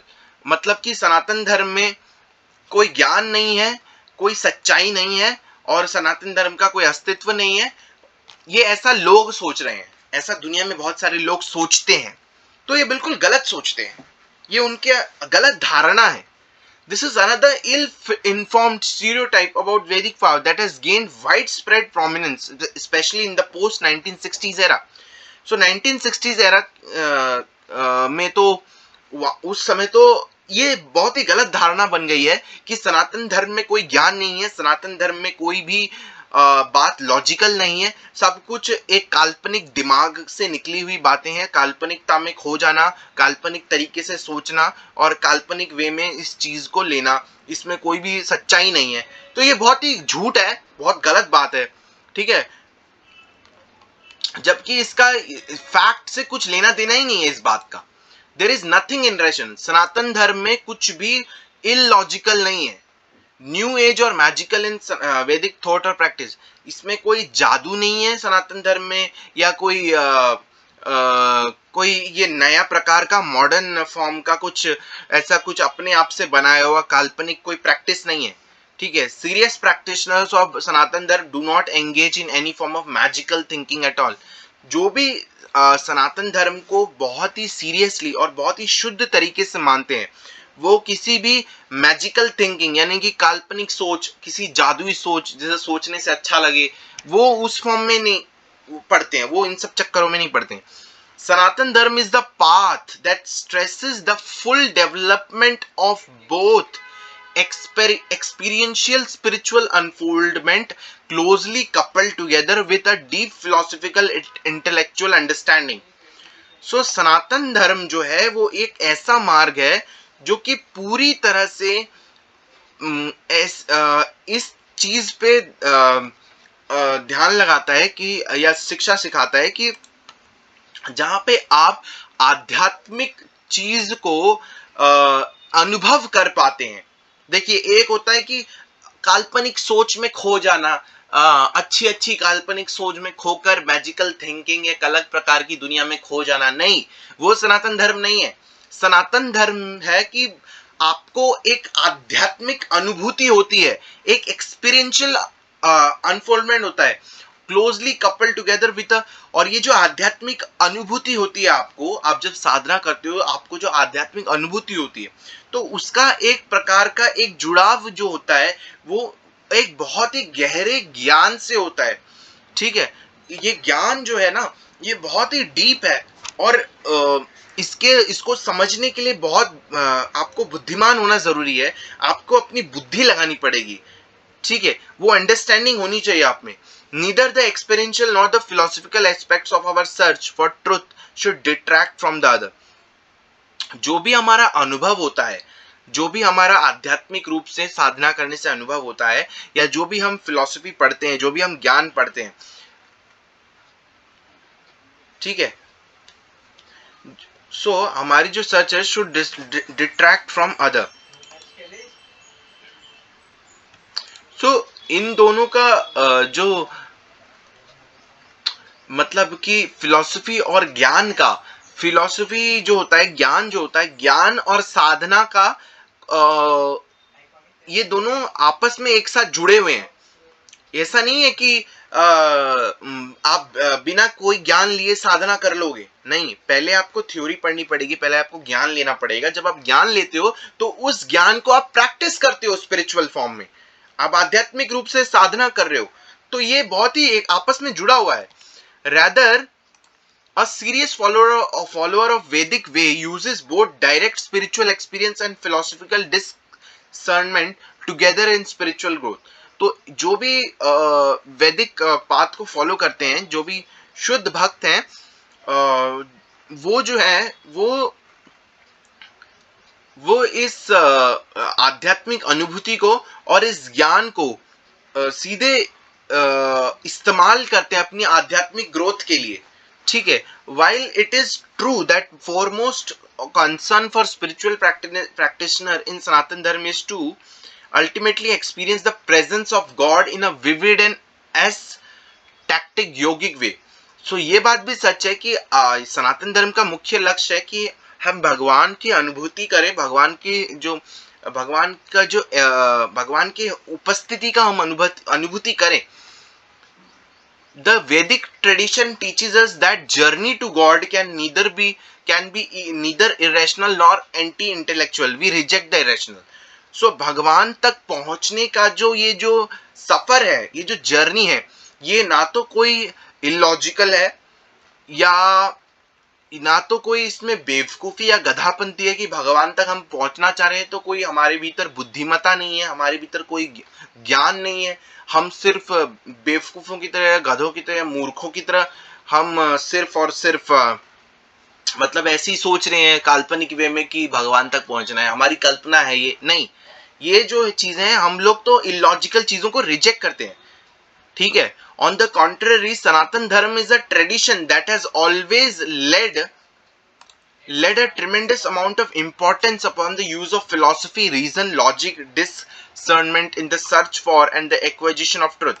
So सनातन धर्म जो है, सनातन धर्म में तो हमेशा उसकी फिलॉसफी यानी ज्ञान को बहुत ज्यादा महत्व दिया गया है, रीजन को, कारण को बहुत ज्यादा महत्व दिया गया है, लॉजिक को बहुत महत्व दिया गया है, और जजमेंट भी कहा गया है कि आपको अगर लगता है तो आप किसी चीज को अच्छे से समझने के लिए उस चीज को जज भी कर सकते हो। ठीक है, लेकिन ढूंढ क्या रहे हो, आप सत्य को खोज कर रहे हो। तो सत्य की खोज के लिए आप अपने ज्ञान का, उसके कारण का, लॉजिक का, और जज भी अगर करना है राइट वे में जज करने के लिए आप जज भी कर सकते हो। Some of the world's greatest philosophers and the scholars in such fields, जो बहुत बड़े बड़े स्कॉलर्स हैं या फिलोसफर्स हैं, जैसे कि एथिक्स में, मेटाफिजिक्स में, एपिस्टेमोलॉजी में, ऑन्टोलॉजी में, एथिस्टिक थ्योरी में, पॉलिटिकल साइंस में, इकोनॉमिक्स में, साइंस एंड कॉस्मोलॉजी में, are to be found throughout the history of Vedic tradition. इतने सारे फील्ड जो हैं हमारे वैदिक परंपरा में, इसके इतिहास में है, हमारी किताबों में है, वेदास में है। Some of these incomparable philosophers include, अब मैं देखो ये जितने भी हमने सब्जेक्ट्स पढ़े, पॉलिटिकल साइंस, इकोनॉमिक्स, ये एथिस्टिक थ्योरी, इतने सारे, अब इसके देखिए फिलोसफर्स भी देखिए हमारे वैदिक जो धर्म है इसमें इतिहास में कौन कौन से फिलोसफर्स है। व्यास, पतंजलि, यज्ञवल्क्य, रामानुज, ठीक है, विजनन भिक्षु, जीव गोस्वामी, एक्सेट्रा. सनातन धर्म does not in any manner reject the use of philosophy and intellectual means in the pursuit of truth. सनातन धर्म कभी भी ज्ञान को या बुद्धि बुद्धिमता को या बुद्धि का इस्तेमाल करने से नहीं रोकता है, बल्कि हम तो ये कहते हैं, सनातन धर्म में ये बोला गया है कि सच को ढूंढने के लिए आप ज्ञान का भी उपयोग करो, सत्य ज्ञान का भी उपयोग करो, अपनी बुद्धि का भी उपयोग करो और लॉजिक भी ढूंढो.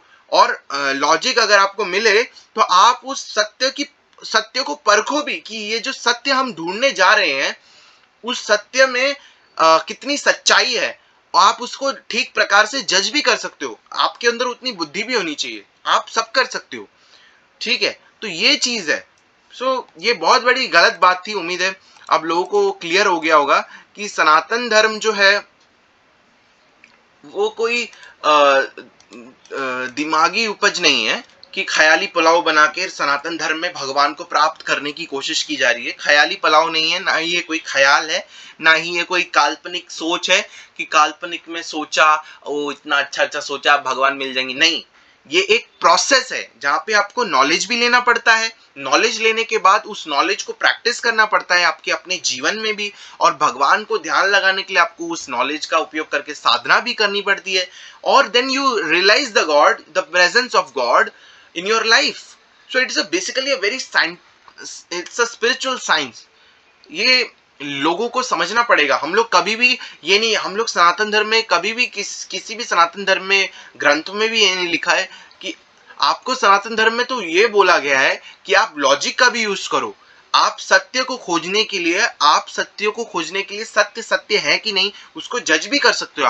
आप हर प्रकार से आजाद हो इस चीज को समझने के लिए, पर आपका लक्ष्य ये होना चाहिए कि मुझे सत्य ढूंढना है. आपका लक्ष्य ये होना चाहिए मुझे भगवान तक जाना है.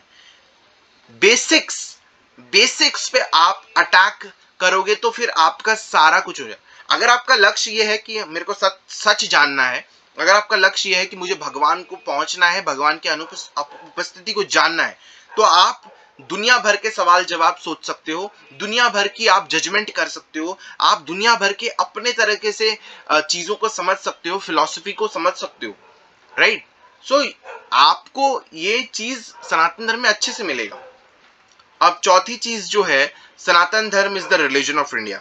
ये भी एक बहुत बड़ी भ्रामक बात है. ये बहुत बड़ा एक झूठ है और एक बहुत बड़ी एक गलत फहमी है लोगों को कि जो सनातन धर्म है ये एक ऐसा धर्म है जो केवल भारत का है. देखिए अब आगे हम पढ़ते हैं, इसको आचार्य जी ने समझाया होगा. One of the most pervasive and pernicious myths about Sanatan Dharma is that our religious tradition is non-different from the present nation state of India, and that one can only be a follower of Sanatan Dharma if he is of Indian ancestry. तो ये एक सबसे बड़ा झूठ है आज के ज़माने में कि सनातन धर्म जो है ये एक ऐसा धार्मिक मतलब ट्रेडिशन है जो कि भारत जो है इससे अलग नहीं है. मतलब सनातन धर्म और भारत ये दोनों एक है.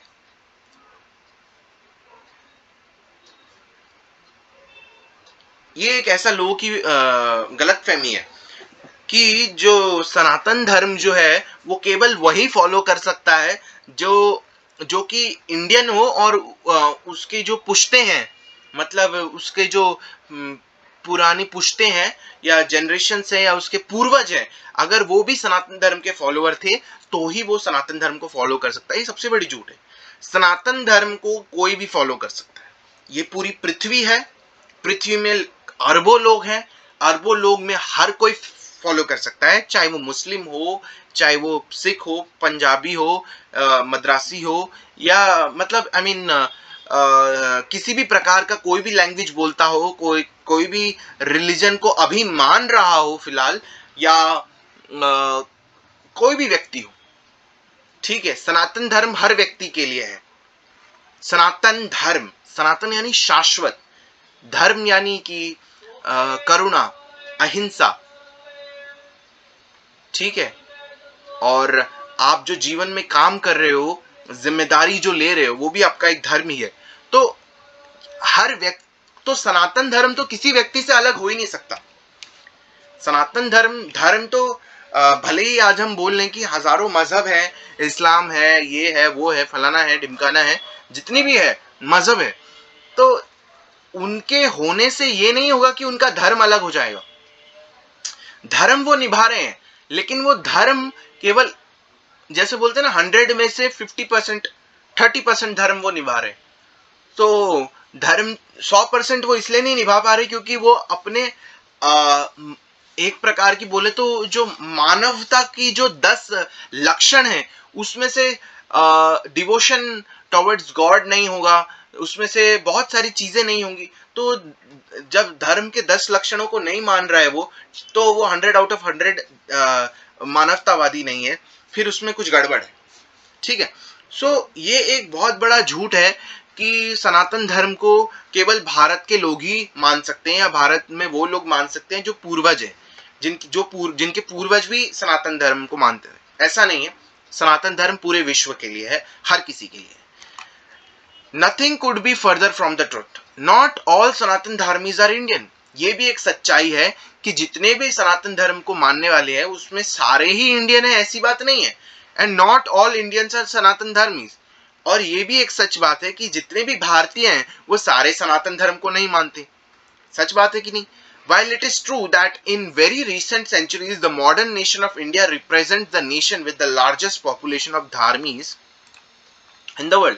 हाँ, लेकिन ये सच्चाई है कि अभी के जमाने में जो भारत है वो एक ऐसा नेशन है जहाँ पे सबसे ज्यादा धार्मीज रहते हैं।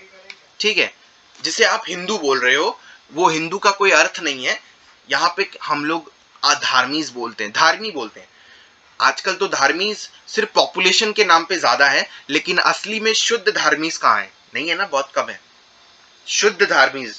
सो बोलने के लिए है कि भारत जो है उसमें बहुत ज्यादा धार्मीज है पॉपुलेशन के तौर पे। इन एक्चुअलिटी फॉलोअर्स ऑफ सनातन धर्म can be found in almost every nation and among almost every ethnicity on earth. लेकिन असलियत क्या है कि पृथ्वी पे जितने भी कंट्री है या जितनी भी जगह है जहां भी मानव रहता है, मनुष्य रहता है, वहां पे सनातन धर्म को मानने वाले लोग हैं, मौजूद हैं। ठीक है। There are followers of Sanatan Dharma who can be found among a very wide number of ethnic groups. सनातन धर्म को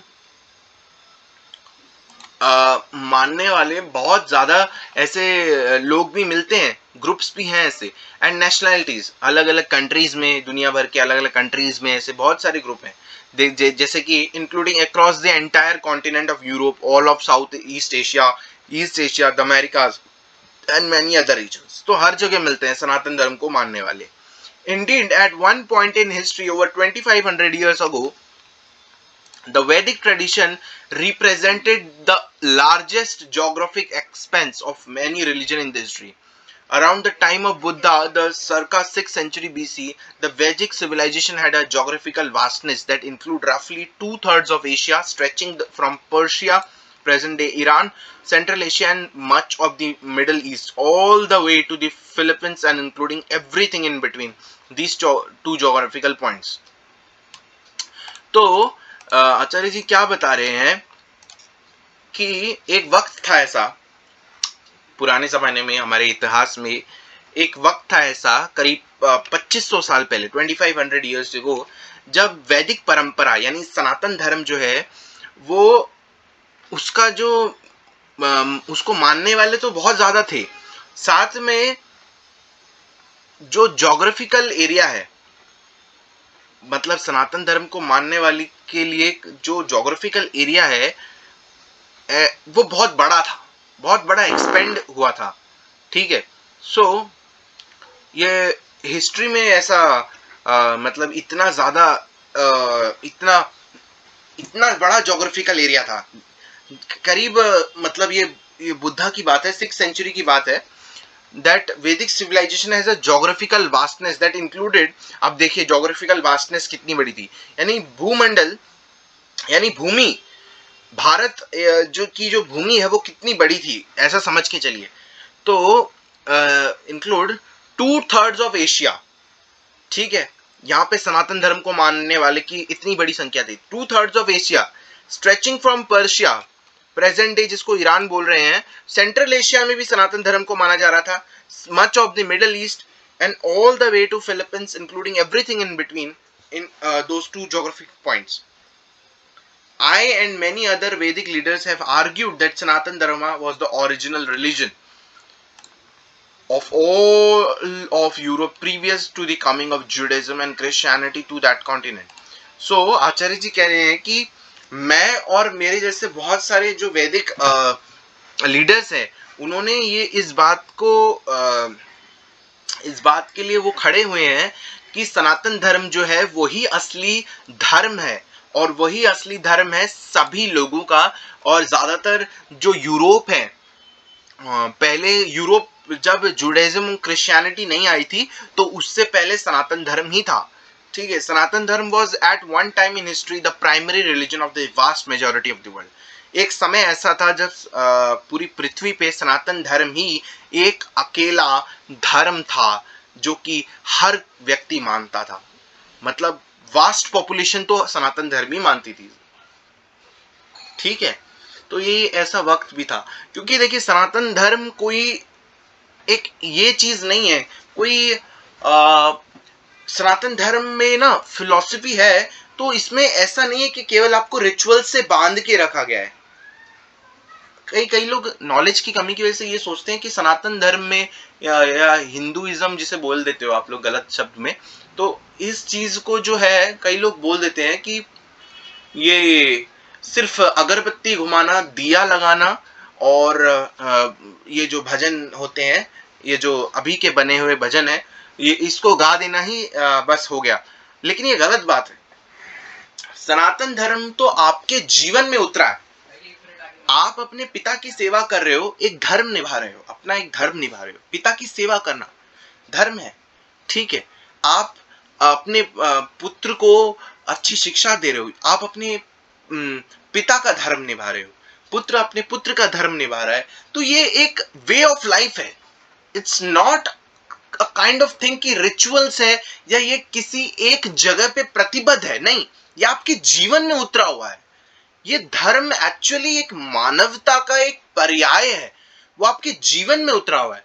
इसके साथ साथ जीवन में तो उतरा ही है, इसको जीवन में प्रैक्टिस के साथ साथ इसमें ये भी है कॉन्सेप्ट कि हमें भगवान की प्राप्ति करनी है, और भगवान की प्राप्ति के लिए भक्ति करना है। और जब आप भक्त बनेंगे तो आप कुछ नियम कानून मानेंगे, तो इससे आप और अच्छे इंसान बनेंगे। तो आप जब बेस्ट क्वालिटी के ह्यूमन बन जाएंगे तो भगवान भी आपकी भक्ति से प्रसन्न है, राइट। सो ये चीज है। एक जमाना था, एक समय था जब सनातन धर्म हर कोई मानता था।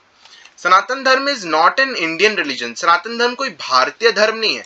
It is not an Asian religion, या सनातन धर्म कोई एशिया का रिलीजन नहीं है, या ये कोई साउथ एशियन रिलीजन नहीं है। It is not N eastern religion, या कोई ईस्टर्न रिलीजन भी नहीं है। Sanatan Dharma is an eternal. सनातन धर्म जो है शाश्वत है, अनंत है, और ये पूरे जगत का धर्म है, पूरे जगत का धर्म है, ठीक है। one does not have to be specifically Indian nationality at all. ऐसा जरूरी नहीं है कि आपको सनातन धर्म फॉलो करने के लिए भारतीय होना पड़ेगा, नहीं, और even have any interest in India. ऐसा जरूरी भी नहीं है कि आपको सनातन धर्म फॉलो करने के लिए आपको भारत में इंटरेस्ट लेना पड़ेगा, या भारतीय संस्कृति में इंटरेस्ट लेना पड़ेगा, या भारतीय इतिहास के इंटरेस्ट लेना पड़ेगा। सनातन धर्म को मानने के लिए आपको ऐसा जरूरी नहीं है कि आपको भारत में रहना है, या भारत के बारे में जानना पड़ेगा, या भारत की संस्कृति को देखना पड़ेगा, या भारत के इतिहास को पढ़ना पड़ेगा। ऐसा कुछ नहीं है सनातन धर्म को फॉलो करने के लिए। One simply has to have a deep and sincere desire to know the truth. एक व्यक्ति में सिर्फ इतनी, मतलब व्यक्ति के अंदर बस इतना होना चाहिए कि उसको सत्य का आभास जानना है, सत्य जानना है, उसके अंदर इतनी इच्छा होनी चाहिए। India and Vedic culture are not synonyms in any way.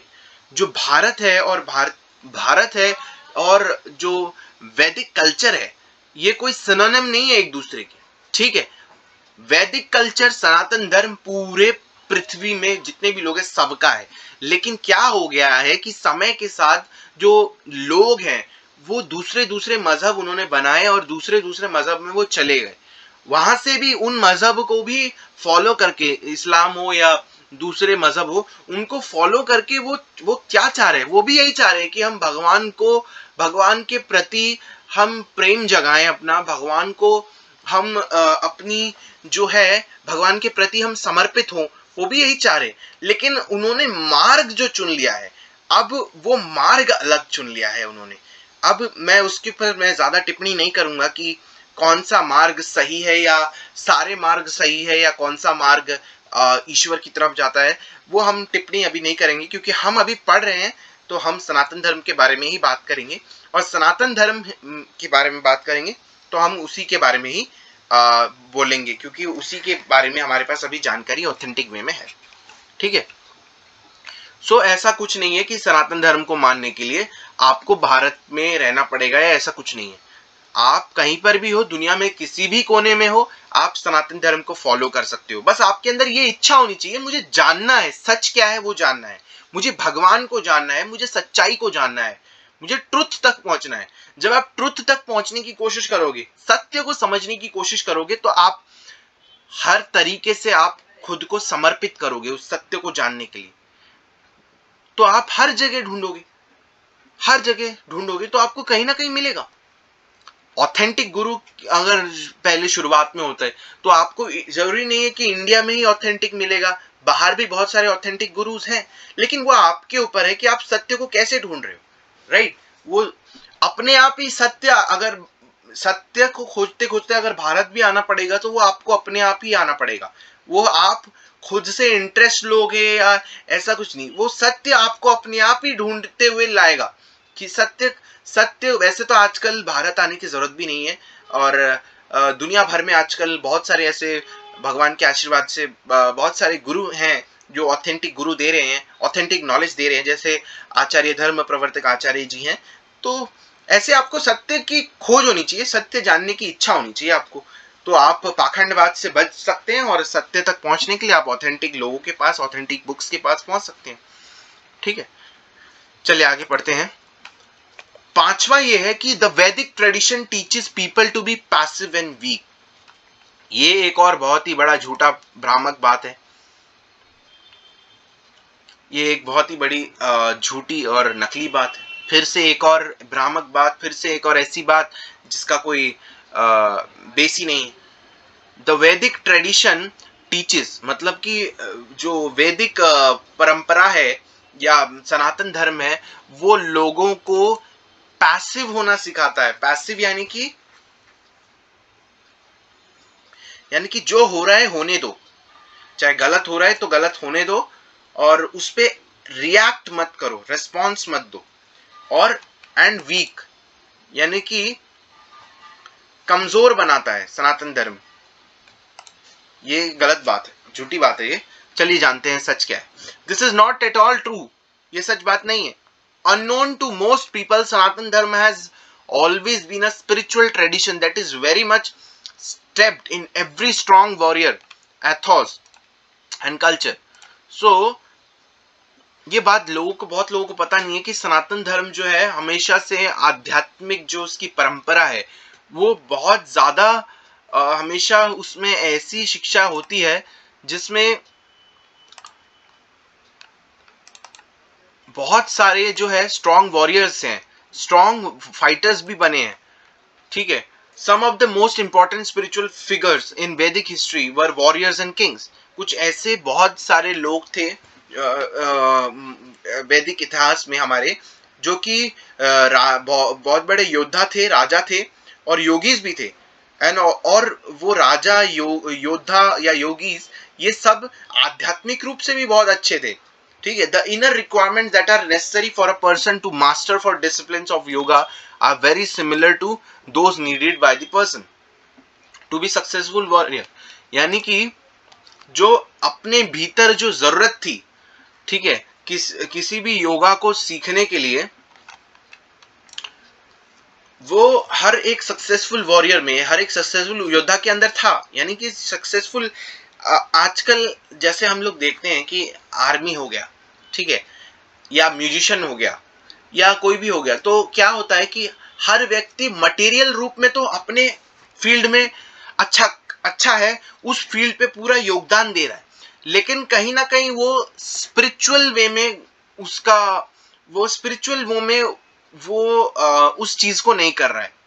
Like army है, आर्मी को अगर ट्रेनिंग है तो ट्रेनिंग मिल जाती है अच्छे से, सब कुछ है, लेकिन उनके भीतर क्या नहीं है, वो है स्पिरिचुअल एडेप्ट्स, यानी कि आध्यात्मिक रूप से वो उन्नत नहीं है, केवल मटेरियल फॉर्म में वो उन्नत है, आध्यात्मिक रूप से उन्नत नहीं है।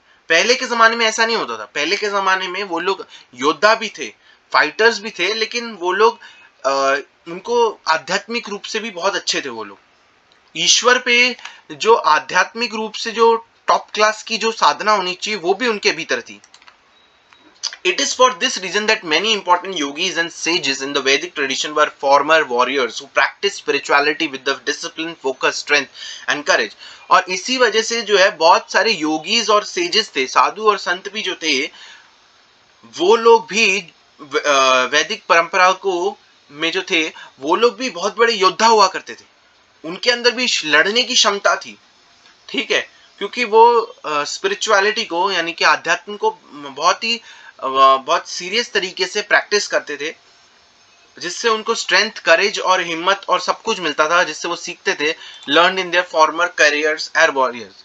तो जब और योद्धा के रूप में भी, यानी आर्मी के फॉर्म में भी जब वो थे, तो वो आध्यात्मिक ज्ञान जो है और आध्यात्मिक प्रैक्टिस जो है वो उनको और स्ट्रांग बनाता था। Not only does the Vedic tradition not encourage us to be in any way of passive और वीक, वैदिक ट्रेडिशन, वैदिक परंपरा किसी भी तरह से हमें कमजोर या फिर ऐसा नहीं है कि कुछ गलत हो रहा है तो हम बस देखते रहे, कुछ कुछ ना करें।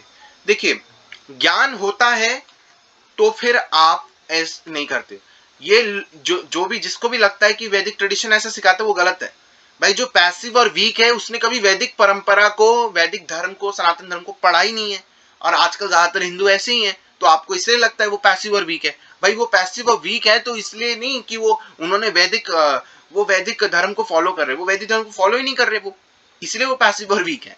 But in actuality our tradition teaches us to be strong. असल में तो हमारा जो ट्रेडिशन है, हमारी परंपरा जो है, वो हमें मजबूत होना सिखाती है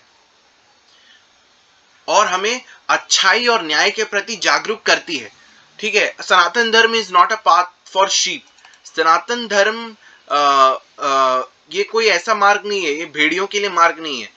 Sanatan Dharma is path for Lions. सनातन धर्म तो एक ऐसा पाथ है वो शेरों के लिए है। शेर यानी कि हिम्मत वाला होना चाहिए, योद्धा होना चाहिए। एक योद्धा के लिए सनातन धर्म योद्धा जैसा होना चाहिए। और सनातन धर्म तो भाई योद्धा ही बनाता है आपको, एक प्रकार से जीवन के हर क्षेत्र में आपको सनातन धर्म योद्धा बनाता है। आप बस सत्य को खोजने के लिए सनातन धर्म को पढ़ो, राइट। तो सनातन धर्म आपको योद्धा बनाता है। Sanatan Dharma is a path of Lions. शेर है, शेरों के लिए है सनातन धर्म, भेड़ियों के लिए नहीं। मतलब बकरियों के लिए, भेड़ों के लिए नहीं।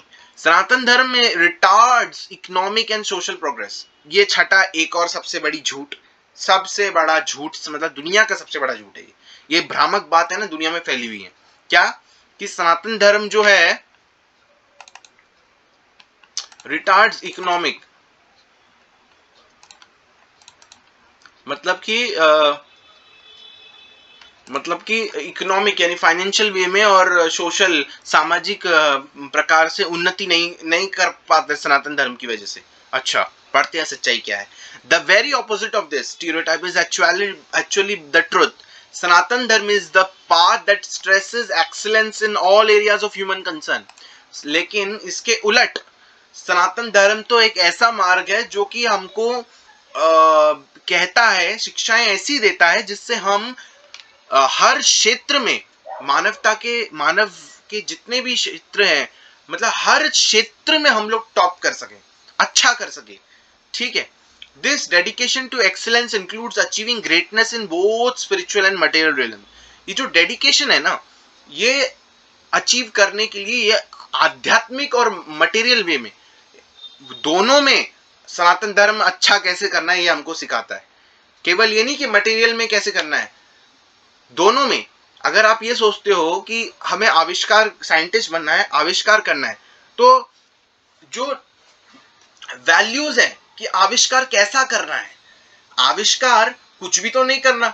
अब आपने आविष्कार ऐसा कर दिया कि एक आपने आविष्कार ऐसा कर दिया जिससे कि नदियों के पानी सूख रहे हैं, और आपको फायदा तो हो रहा है उससे, लेकिन नदियों का पानी सूख रहा है, वैल्यूज नहीं मिल रही हैं। लेकिन सनातन धर्म आपको ऐसी वैल्यूज देता है, मटेरियल में भी, स्पिरिचुअल में भी, कि आप अगर कोई आविष्कार भी करते हो तो आप 10 बातें सोचते हो कि इससे फायदा हमको कितना है और दूसरे को नुकसान कितना है। नुकसान और फायदे का हर चीज सोचकर आप एक ऐसी चीज बनाते हो जो सबके लिए प्रॉपर वे में अच्छा है, राइट। ऐसा नहीं कि सिर्फ आविष्कार कर दिया कि कोई भी चीज आविष्कार कर दी और उसका नुकसान को कम देखा और फायदे को ज्यादा देखा, ऐसा नहीं। सनातन धर्म वो इंसान, जो भी इंसान होता है ना, जो भी मनुष्य होता है, वो सनातन धर्म को पढ़ने के बाद उसके अंदर वो वैल्यूज आ जाती हैं, वो भक्ति का, वो भगवान के प्रति जो समर्पण देता है, और जो उस लेवल की जो उसकी कॉन्शियसनेस होती है, जो उसकी साधना होती है, वो उसको वो आविष्कार करने पे विवश करती है जो कि दुनिया के लिए अच्छा हो, ना कि मानवता के लिए केवल फायदा तो पहुंचा रहा हो लेकिन दूसरी तरफ से नुकसान का एक जाल भी बिछा रहा हो, ऐसा नहीं है, ठीक है। Sanatan Dharma teaches us that there is no necessary conflict between being both material and prosperous. Sanatan Dharma तो हमें यह बताता है कि इसमें कोई मतलब कॉन्फ्लिक्ट नहीं है, कोई दिक्कत नहीं है कि आप मटेरियल में भी अच्छे हो और स्पिरिचुअल में भी अच्छे हो, while at the same time living the spiritually dedicated lifestyle expected of a devotee। So same way में, मतलब मटेरियल चीज आपके पास हो लेकिन आप आध्यात्मिक, एक जो भक्त होता है भगवान का, वो आध्यात्मिक रूप से अच्छा भी हो।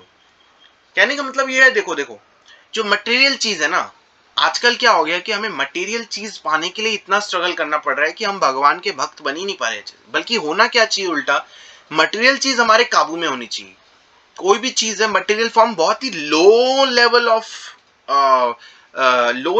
बोलते हैं ना, जिसे लो लेवल ऑफ चीजें हैं, चाहे वो आप दुनिया की कितनी भी बड़ी से बड़ी जॉब कर रहे हो, या दुनिया में कोई भी काम कर रहे हो मटेरियल लेवल पे, तो वो सबसे लो लेवल है, उसे हमें जीतना है।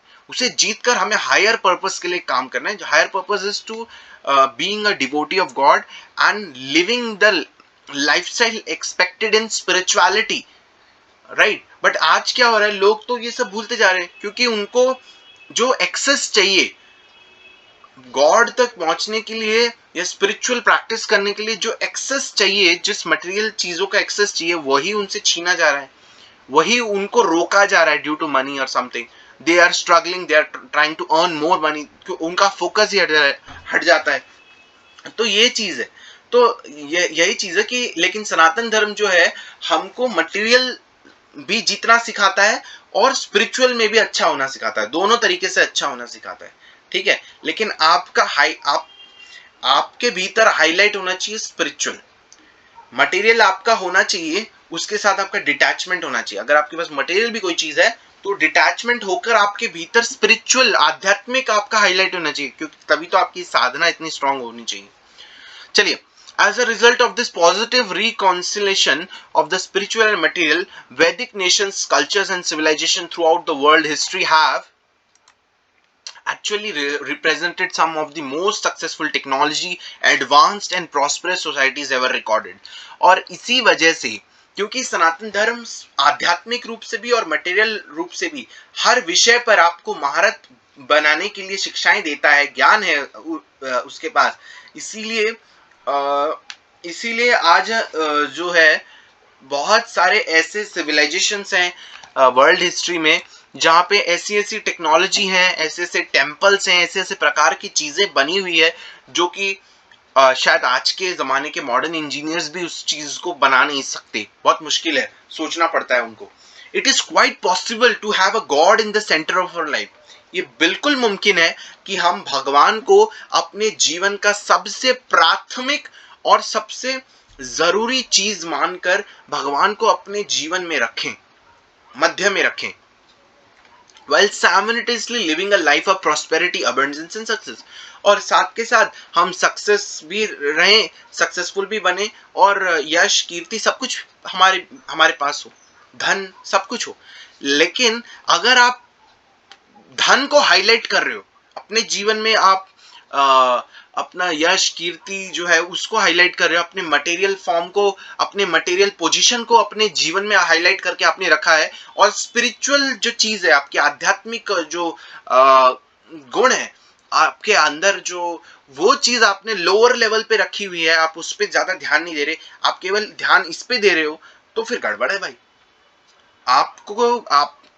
आपके भीतर वो चीज होनी चाहिए कि आप जो है आध्यात्मिक रूप से अच्छे लगो, आपके पास सारी चीजें हो, घर भी हो, गाड़ी भी हो, हर चीज हो, लेकिन उसका आपके जीवन में केवल उतना महत्व हो कि आपको वो सिर्फ यूज करना है, आपकी जरूरत के मुताबिक यूज करना है। उसका जीवन में आपके बढ़ा चढ़ाकर महत्व नहीं होना चाहिए। आपके लिए आपका बढ़ा चढ़ाकर जो सबसे जरूरी काम है वो आपकी साधना है, आपकी स्पिरिचुअल प्रैक्टिस है, आपकी नॉलेज है, ज्ञान है, स्टडी है, वो आपकी सबसे इंपॉर्टेंट है।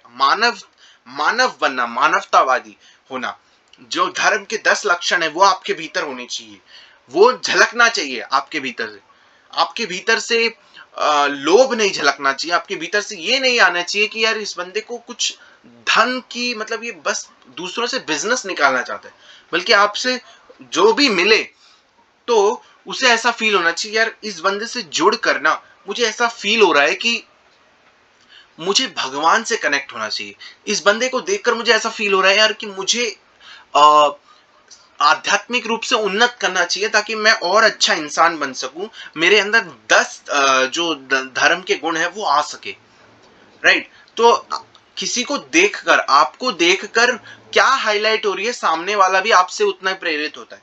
अगर आपको देखकर ये चीज हाईलाइट हो रही है कि आपके पास गाड़ी है, ऐशो आराम है, घर है, तो फिर जो सामने वाला आपको देखेगा वो आपसे उस चीज की प्रेरणा लेगा।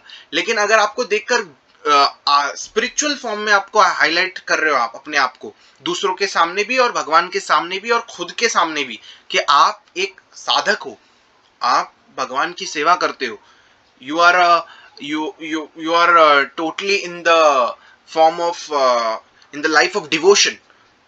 और ये जो चीजें ये एक्टिंग करने वाली नहीं है, ये एकदम खुद को रियलाइज करना पड़ता है। वेद पढ़ के, गीता पढ़ के, रियलाइज करके प्रैक्टिस करते हैं, और प्रैक्टिस करते करते खुद को रियल बनाना पड़ता है अपनी लाइफ में, ताकि कोई भी आपको देखे तो उसको लगे कि हाँ, he is a real spiritual man.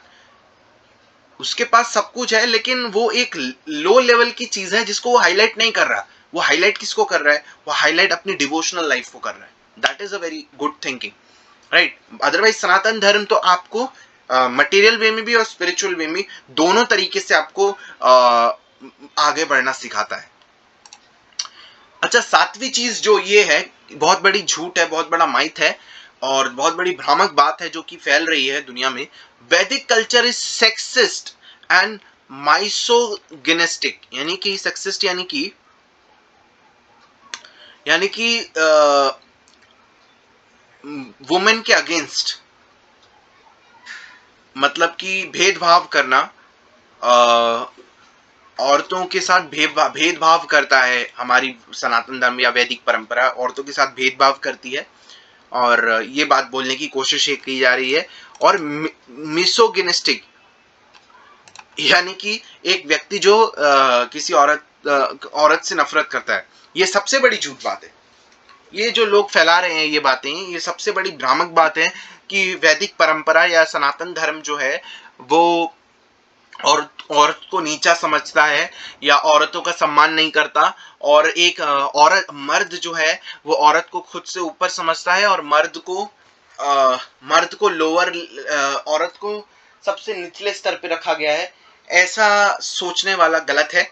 और वैदिक परंपरा, सनातन धर्म, भागवत गीता, वेदास, ये सब कोई नहीं सिखाता। ये सारी शिक्षाएं यहाँ पे कुछ नहीं दी गई। चलिए जानते हैं सच्चाई क्या है। This is one of the most malicious lie. ये सबसे बड़ा झूठ है वैदिक परंपराओं के बारे में। जो कि कुछ दशकों से फैल रहा है.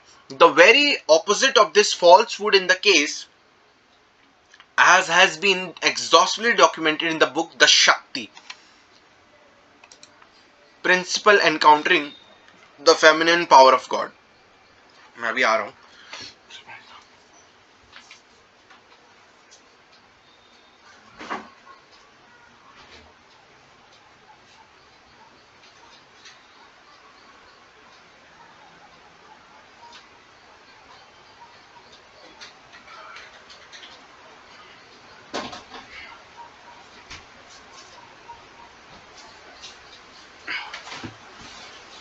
हाँ जी. सो ये सबसे बड़ी भ्रामक बात है. सो आचार्य जी बोल रहे हैं, तो उन्होंने एक बुक लिखी है the Shakti principle encountering the feminine power of God. तो इसमें उन्होंने बताया है कि कैसे सनातन धर्म में जो है वो जो औरत है, जो वुमेन है, उनकी क्या पोजीशन है, राइट. और Sanatan Dharma has always been one of the most empowering religions on earth for women. Sanatan Dharma जो है हमेशा से एक ऐसा धर्म है जहां पे औरत को, वुमेन को सबसे ज्यादा शक्ति दी गई है, यानी एम्पावरिंग माना गया है. उनको हर चीज करने की सुविधा है. उनको जो भी मतलब धर्म के भीतर आता है, वो औरत जो है वो हर चीज कर सकती है, राइट. अगर आपको याद है धर्म के 10 धर्म के 10 रूल्स क्या है, तो आपको पता लगना चाहिए. तो यानी कि सब कुछ बराबर है हर व्यक्ति के लिए, चाहे वो औरत हो, लड़का हो, लड़की हो, मर्द हो, या कोई भी हो, किन्नर हो, कोई भी हो, सबके लिए है सनातन धर्म. और सबको सनातन धर्म फॉलो करना का पूरा आजादी है. और हर कोई सत्य तक पहुंचने के लिए पूरी खुली छूट है उनको. और ऐसा नहीं है किसी को मटेरियल वे में रोका जाएगा या कोई काम करने से रोका जाएगा, नहीं, ऐसा कुछ नहीं है. बस व्यक्ति के भीतर आध्यात्मिक रूप से व्यक्ति अच्छा होना चाहिए, right. It is in Sanatan Dharma, for example, that the sacred feminine aspect of God is fully understood and celebrated. सनातन धर्म में एक उदाहरण दिया गया है कि जैसे कोई दिव्य शक्ति होती है, यानी कि कोई माता होती है भगवान की, जैसे वैष्णो माता हो गया आपका, जैसे काली माता हो गया, पार्वती माता हो गए. ये सब क्या है? ये तो फेमिनिन है ना, फीमेल है, फीमेल गॉडेस है. तो ये हम समझ सकते हैं कि इनको सेलिब्रेट किया जाता है, इनको बहुत इज्जत दी जाती है, और इनके फेस्टिवल्स भी आते हैं. इंडियड इन सनातन धर्म इनकी पावर्स जो होती है, इन गॉडेस फीमेल पावर्स जो होती है, रेस्पेक्ट किया जाता है ना इनको. इंडियड in Sanatan Dharma god is referred to as Shriman Narayan.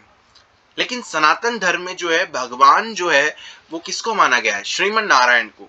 The term Shriman डेजिग्नेट्स that feminine aspects of God. अब श्रीमन किसको किया गया है? ये श्रीमन जो है भगवान की जो फेमिनिन एस्पेक्ट है, मतलब कि एक औरत की तरह जो फॉर्म है, उसकी बात की गई है. while the word Narayan describe the more masculine aspect of the same absolute truth. यानी एक ही भगवान है, एक ही सत्य है, तो उसी सत्य में मेल भी है, फीमेल भी है, राइट. दोनों फॉर्म में, तभी श्रीमन नारायण है. More Sanatan Dharma encourages women to embrace leadership position in every single echelon of our institutional hierarchy. यानी कि सनातन धर्म में तो वुमेन को एनकरेज किया जाता है, बढ़ावा दिया जाता है कि वो लीडरशिप पोजीशन पे आए, राइट. लेकिन दूसरे जो अब्राहमिक रिलीजन्स होते हैं, in which it has only been in the 20th century that women have been allowed to serve in the clergy orders of some Abrahamic domination. There have been many women priest, yogis, yoginis, gurus and rishis, seers, sages throughout the history of Sanatan Dharma. Both women as an entire gender. तो क्या बोल रहे हैं कि सनातन धर्म में तो जो woman होता है उनको बड़े बड़े पोजीशंस के लिए अलाउ है उनको. वो बात अलग है कि वो उस चीज को क्रैक कर पाती है नहीं कर पाती वो बात अलग है, लेकिन उनको अलाउ है। हाँ, आप आज के जमाने में देखें तो आप एग्जाम दे सकते हो, लेकिन एग्जाम में पास फेल तो आपके ऊपर है। कोई भी औरत है, कोई भी है, वो एजुकेशन कर सकती है, ठीक है, एजुकेशन कर सकती है, एग्जाम दे सकती है, जॉब में जा सकती है, इंटरव्यू दे सकती है। इंटरव्यू में सिलेक्ट होना ना होना इंटरव्यू लेने वाले के ऊपर है, लेकिन वो दे सकती है, और उसको सिलेक्ट होने के बाद जॉब भी मिल सकता है, वो जॉब भी कर सकती है, और जॉब पाने के बाद वो सैलरी भी ले सकती है, और सैलरी लेने के बाद वो अपने फैमिली के साथ उसको शेयर भी कर सकती है। So everything is there. Sanatan Dharma में ऐसा कुछ नहीं है कि औरतों को काम नहीं करने हैं। सनातन धर्म में सब कुछ है। और सनातन धर्म में ये भी है कि आप घर में जो पारिवारिक है अपनी फैमिली भी संभाल सकते हो। फैमिली में भी इतनी ड्यूटीज होती है, इतनी जॉब्स होती हैं, सब कुछ कर सकते हैं।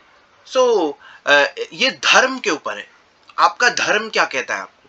आपका अगर धर्म यह कहता है कि मुझे बच्चों की सेवा करनी है, मुझे अपने पति की सेवा करनी है, मुझे मुझे घर के काम जो है वही मेरा धर्म है, उस वो काम मेरा ज्यादा जरूरी है, तो आप वो भी कर सकते हो, राइट। लेकिन आपको लगता है कि नहीं मुझे बाहर जाके काम करना है क्योंकि हमारे घर की फाइनेंशियल कंडीशन ठीक नहीं है, तो औरतों को ये भी आजादी है, वो कर सकती हैं, और औरतें करती भी हैं।